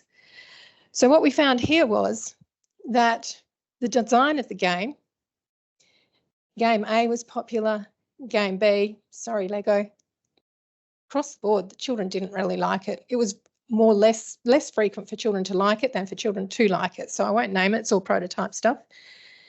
But essentially it was, if the parents communicated, co-played with them, they had play that connected them and communicated across generations. We had one family who their grandparent in India was actually playing online, right, over Zoom or whatever the connection was, but they're playing the game together. So how gameplay depends on the design of the game, but also the environment and the way people are connecting and interacting around it. So it's never a simple answer, I'm afraid, and there's a lot of complexity in this space. Now, I did want to come back and mention about the early years sector and centres that we've been working with. We actually generated this framework out of a PhD study that was led by Sinead Wilson as the student running with this project and program. So Xplor, I thought this would be a great kind of finishing point to tie back to the quality of the partnership and the work that you're doing within this space. So essentially, in a nutshell, we have been seeing that digital technologies are being used for, with, and by children. Now let's go back and think about this. So of all the observational data that was collected, these are the types of use of digital technologies we saw in centres. So these first top ones are about, websites, home pages, visions, missions, then operational use, paying your fees, registering, logging in, checking in, that sort of stuff. So digital technology is being used for children, for good quality education and care. We then got down to the next layer. We saw lots of this. We saw some of this, where educators were using digital technologies with children. But the educator was controlling the technology and often doing the creative thinking about the technology and the product. Where we got really excited was down here, where we saw technology being used by children. And this is where it gets exciting. And this is the challenge, to move all of us and all of our practices so we see more of children learning with technologies. So not just for them or with them, but by children themselves. So that's questions, comments, and welcome to connect later. Thank you, Nikki. Thank you, Karen. I would now, and thank you for all staying. I know it's been a long day for our vendors, but we do have a really exciting presentation next. And this is using these interactive flat panels. You've seen them this afternoon, but now we're actually just going to hand the mic over to Sarah Drysdale, who's basically the brain behind how this has been developed. And a lot what we're finding and what I've heard from a lot of the interactive flat panel providers is that these things are being used, interactive panels are being used as extended displays, and they are more than that. So without further ado, Sarah, over to you. Thank you so much. Right, just give me one sec. Just going to get my whiteboard up. And also, I thought this time I would also have a stopwatch up, because last time I did a terrible job of the timing of my talk. So I'm just going to have it up there running as well. No, it's okay. Well, thank you so much for staying till the end. I feel really privileged to be here today to speak. It's not often that they let me out of the Commbox lab to come and speak to people, and this is my first time to WA. So today I am presenting on a Commbox Classic S4. It is the interactive screen of choice for Curtin University. It's also one of the interactive screens of choice for the Department of education in WA and a whole host of private schools in WA. I'm really proud of this product that we've created. So my name is Sarah Drysdale. I'm COO and Head of Product at Commbox, and I'm Chief Product Maker. And my job as a former educator and as someone who's been creating technology products for the last nearly 30 years is I get to combine my passion for education with my passion for technology. And my job when I create screens like this is to make your job as a teacher super easy. And where we're going to go with this technology in the future is I want to keep making it easier for you. And why Commbox is different to the other interactive screens in the classroom is it's the only one where the UI is designed and developed in Australia. Our Android developers that create the experience you're going to see tonight, they're in Warriewood with me every day. And we're the only brand that does that. We have a group of teachers called the Commbox crew that I meet with regularly. Anyone who has a Commbox, and you actually don't even have to have a Commbox to join the crew, help me to create this product. I need as much feedback as I can about what it's like to be in the classroom every day and how these screens can help to make your life easier. So in my presentation today, I'm not using PowerPoint and I'm not screen sharing my screen. Absolutely, screen sharing has its place. But I really don't want teachers screen sharing all day long. I know it happens in secondary, and when I get the chance to speak to secondary teachers, I'm going to have a big chat to them about that. And I know in primary, you guys are heaps braver about how you use technology, and you're super imaginative. And so today I'm just going to show you a couple of things that we can do on the screen. So I'll just jump ahead. I'm pretty sure you know where screens fit into the learning journey. It's definitely in the direct instruction part. So these are the teaching moments where we're showing the students the content and getting them to engage with it. In New South Wales, there's a big focus at the moment, or a reshift back, and my stopwatch is covering the key point, explicit teaching. So that's showing students what to do and how to do it. It doesn't stop the discovery process or inquiry-based learning like I learnt when I was a teacher, but it's just giving a lot of students the opportunity. Lots of them need to actually see and understand what they're going to learn and how they're going to learn it before they actually go ahead and learn it. And so front of classroom display technology plays a huge role in that. I'm always wondering, is someone going to come along and disrupt me and do an Uber on me? But New South Wales Department of Education shift back to this lets me know that front of classroom technology still has a key role to play. It can help with recapping lessons. It can help with stating the lesson goals. The screens obviously play a huge role in presenting new materials, modelling procedures. So writing those math formulas up on the whiteboard, providing examples and non-examples, and keeping the students focused. So this was a quick little whiteboard background. We actually have heaps of Australian-based content built into our screens, again, because we're an Australian company.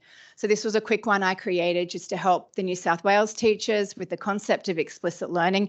And yes, sorry, I'm from a secondary background, so I chose a Year 7 geography topic.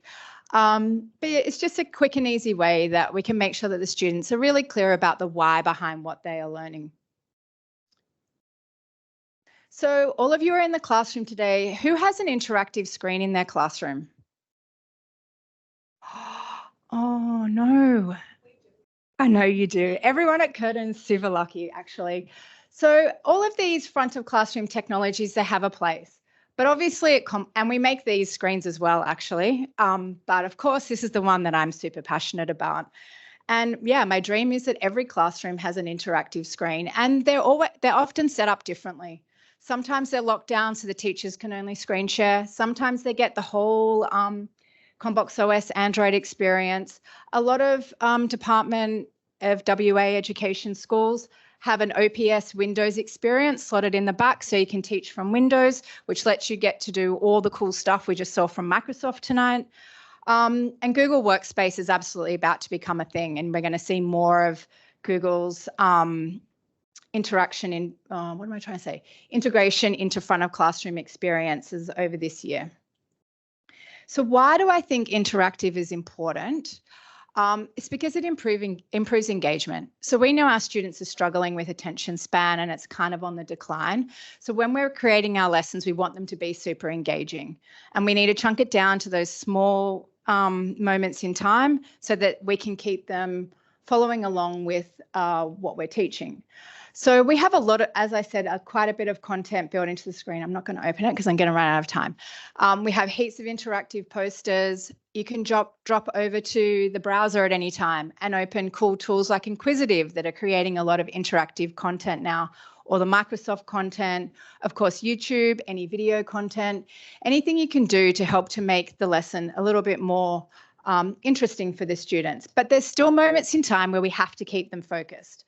So we have tools built into the screen like Spotlight, where we can just bring the attention back to the exact piece of content that we want the students to be focusing on, particularly if we want them to read along with something.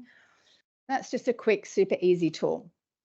So after improving engagement, the other thing that's awesome about interactive screens is the power of annotation. So as you can see, I'm using the whiteboard. The entire presentation was handwritten, and I'm so sorry for any grammar mistakes. But at any moment in time, you can obviously grab the pen and you can highlight key points. You can insert PDFs and use our highlighter tool. So Queensland schools, they teach heaps from PDFs. So that's really amazing that they can just import the PDF and then start highlighting. So we know annotating, whether it's yourself or your students, helps them to uncover patterns, notice important words, relationships, and helps them to draw conclusions. So it's an active learning strategy, and that's one of the great things about having an interactive screen. And it doesn't just have to be you up here annotating on the screen. The students can absolutely be doing it as well. So we have tools like partition built in, where we can have 4 different students up and they can't write on each other's section. Yeah. So I use this. I was product training a week ago. I got 4 of the team members up and they had a time trial to tell me the top 10 features of this screen. And whoever did it first got the prize. And the screen can absolutely handle 4 people up writing it simultaneously at the same time. All right. So we've looked at power of annotation, improving engagement, and the next thing is definitely about getting the students to participate. Just one sec, I need to go to the next one. We know kids love coming up to the board, like they absolutely love it. And so we know that when we're creating the lessons and looking at our activities, that we need to cater to all learning types. 65% of us are visual learners. Obviously, the screen creating cool content like this makes it more engaging for them. We want to get the kids up and moving. We spoke in the last talk about kinesthetic learners and getting them up and moving. Did you know you can take your screen outside? Commbox sponsors the Wallabies. Last year, World Cup, absolute disaster. We had to still say, oh yeah, Commbox is a Wallaby sponsor, but we weren't like, they didn't do great. And also the Brumbies in the ACT, the Penrith Panthers, there's a whole host of sporting teams that use Commbox and they take the screens outside. So if your screen is on a mobile stand, heaps of them are, you can go outside and play put Go Noodle up, some of that cool content from Microsoft in the Calm section for wellbeing. We can get our students up using interactive posters. We have tools like phonemes. So this one was when we had to create this one, we worked with a bunch of teachers from a Catholic school in Lismore in northern New South Wales. And you'll be surprised how long it took those of us who are my age to figure out how I was going to do all this grouping of phonetics and make it super easy to be able to demonstrate phonetics on the screen. It wasn't something that I was very good at school myself. We have the planner app. So I was meant to show that at the beginning. Think about laminated cards, right? If you're laminating your cards and to say what you're going to be doing each day with your students, you can actually do it on the screen. And then what's cool about it is you can get the students to come up and say, yeah, we've completed that activity today as a team. We also have rewards charts. So we saw before from Microsoft that the wellbeing laminated chart that you could make. You could also do that in the Commbox rewards app and get the students to come up and use that to say whether they're feeling happy or sad. Okay, after that, the next thing that's important about interactivity is accessibility. So this screen at the moment is actually a little high for me. It should be a little bit lower. And what's cool if you put the screen on a motorized stand is you can lower it down for students that are in wheelchairs or the little kids that are in kindy, which allows them to easily come up and use the screen. The screens help with students with hearing disabilities. And also for neurodiverse students, sometimes they need to maybe take a moment to maybe sit at the back of the classroom because they're struggling with some emotions that they might be feeling, but they don't need to be disconnected from what's going on in the class. They might have their iPad. We can still broadcast the content on the screen back to their iPad and give them the space to move around or just have the space that they need. All the cool accessibility stuff that we saw from not Commbox, Microsoft, can also be demonstrated and shown on the screen. And then lastly, there's still more reasons why Interact is really important in the classroom. But the last one I want to call out is reversing the forgetting curve. So as educators, we know that memories weaken over time. 3 days after you've learnt something, you've pretty much forgotten 80% of what you've learnt. So using the interactive screen to recap lessons so that they can remember what they learnt before and also tie it into where they're headed on their educational journey is really important. Also, how something is presented affects learning.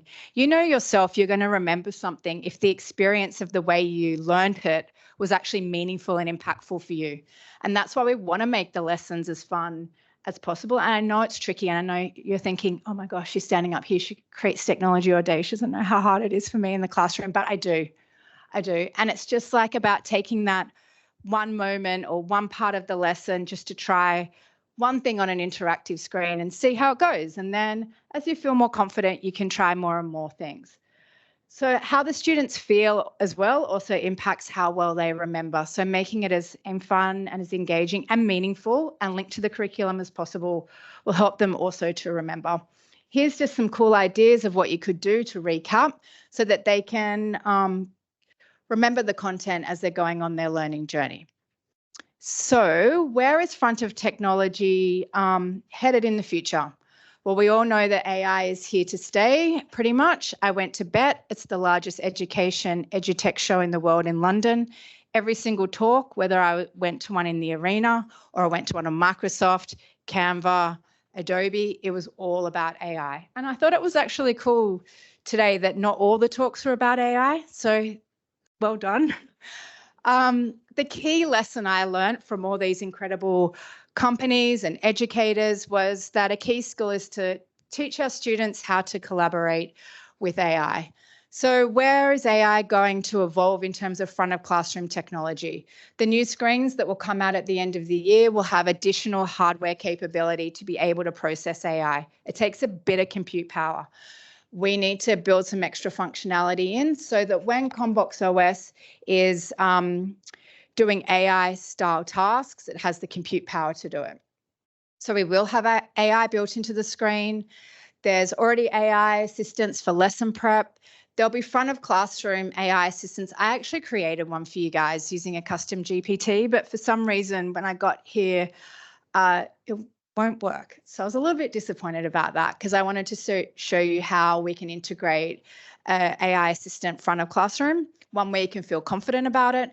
And of course, AI assistants for students' personalised learning. The New South Wales Department of Education has shipped their chat app that students can access in the classroom to get extra support. And I'm sure there'll be more coming in that regard. But obviously, we have to do it in an ethical way, a meaningful way, and a safe way. So it'll be interesting, I think, to see how it evolves. Okay, this is my passion personally, is yes, I like screen sharing, but I don't love it. And it's not always reliable. So what I want to do in the future is give teachers the ability to walk into the classroom and tap on. Most new screens in the future will have some kind of either NFC or biometric devices built in for cybersecurity. I want the teachers to tap on and the screen will then will open up, and it'll be their fully personalized experience with all their content ready to teach. I don't want teachers to have to be spending time figuring out how to get the awesome stuff that they've created on their laptop up to the screen. So what's that going to require me to do? Absolutely integrate with the LMS systems so that when you come in, it's already there. The screen will know through machine learning that you want to show something on YouTube, that you're going to open something in Canvas or Schoolbox or Teams for schools.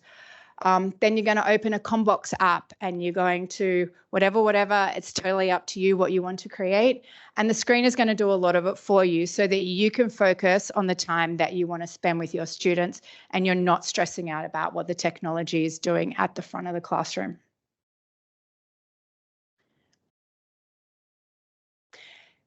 Glasses and screens. So Commbox will bring out glasses eventually, but only when the form factor and the price gets to a point that people can actually wear them for some kind of substantial amount of time. Absolutely think VR and AR is really important. Curtin's going to do some innovation in this space around creating augmented reality, virtual reality experience for their remote students to be able to come in and actually use the Commbox without actually physically being here. It absolutely has a role to play in education and it creates those meaningful experiences that students are going to remember. So my job will be making sure that when glasses become much more of a thing and the screens are still there, that the experience is an integrated one. It will allow students to have a more personalized learning experience. What they see in the glasses will be what's relevant to them at that moment in time. And I'm excited by some of this stuff. I'm one of those people actually that can't wear them for very long. Like every time some new piece of technology comes out, we always buy it at Commbox. We have to see what's going on. And as soon as we got those Meta ones and we tried to go into the workroom and use the Meta whiteboard, my hand was like this way round and couldn't figure it out. And then I felt sick and I'm like, okay, because I fully jumped on the metaverse bandwagon at the time when it came out, and I'm speaking to my CTO and I'm like, we've got to create this like metaverse experience for Commbox. And I'm like, no, hang on a minute. My job is to solve real world problems and create technology that's going to make the learning experience better. That technology is not there yet. Will it one day be? I think so. There's really big companies that are committed to it. So I'm excited to see how it evolves. Again, as long as it evolves in the right way for our students. This is my last point to touch on, is cybersecurity. As someone who creates technology that goes on, that I want to have put onto the internet, I have to care about cybersecurity, and I think we all do. I'm finding still that in a lot of schools, they won't put the screens on the internet, which I find really disappointing because there's so much that the screen can actually do. But it's important for me as a hardware provider to be able to demonstrate why our screens are secure. And the Commbox screens are super secure. We're going through the safe technology for schools assessment, the same one that Adobe has been through. We've just passed a whole lot of Google cloud-based assessments, and it's something that is really important to us, that we can keep our students safe, we can keep your data safe, the school's data safe, the students' data safe, and still be able to offer this incredible kind of technology at the front of the classroom. So that was it for me. Thank you so much for staying all the way to the end and listening. If anyone wants to join the Commbox crew, please connect with me on LinkedIn because I really want to hear your thoughts about everything to do with technology in the classroom. We just want to thank everybody that's joined us online. That concludes the end of our session. And yes, these recordings will be available. Well, congratulations. No worries.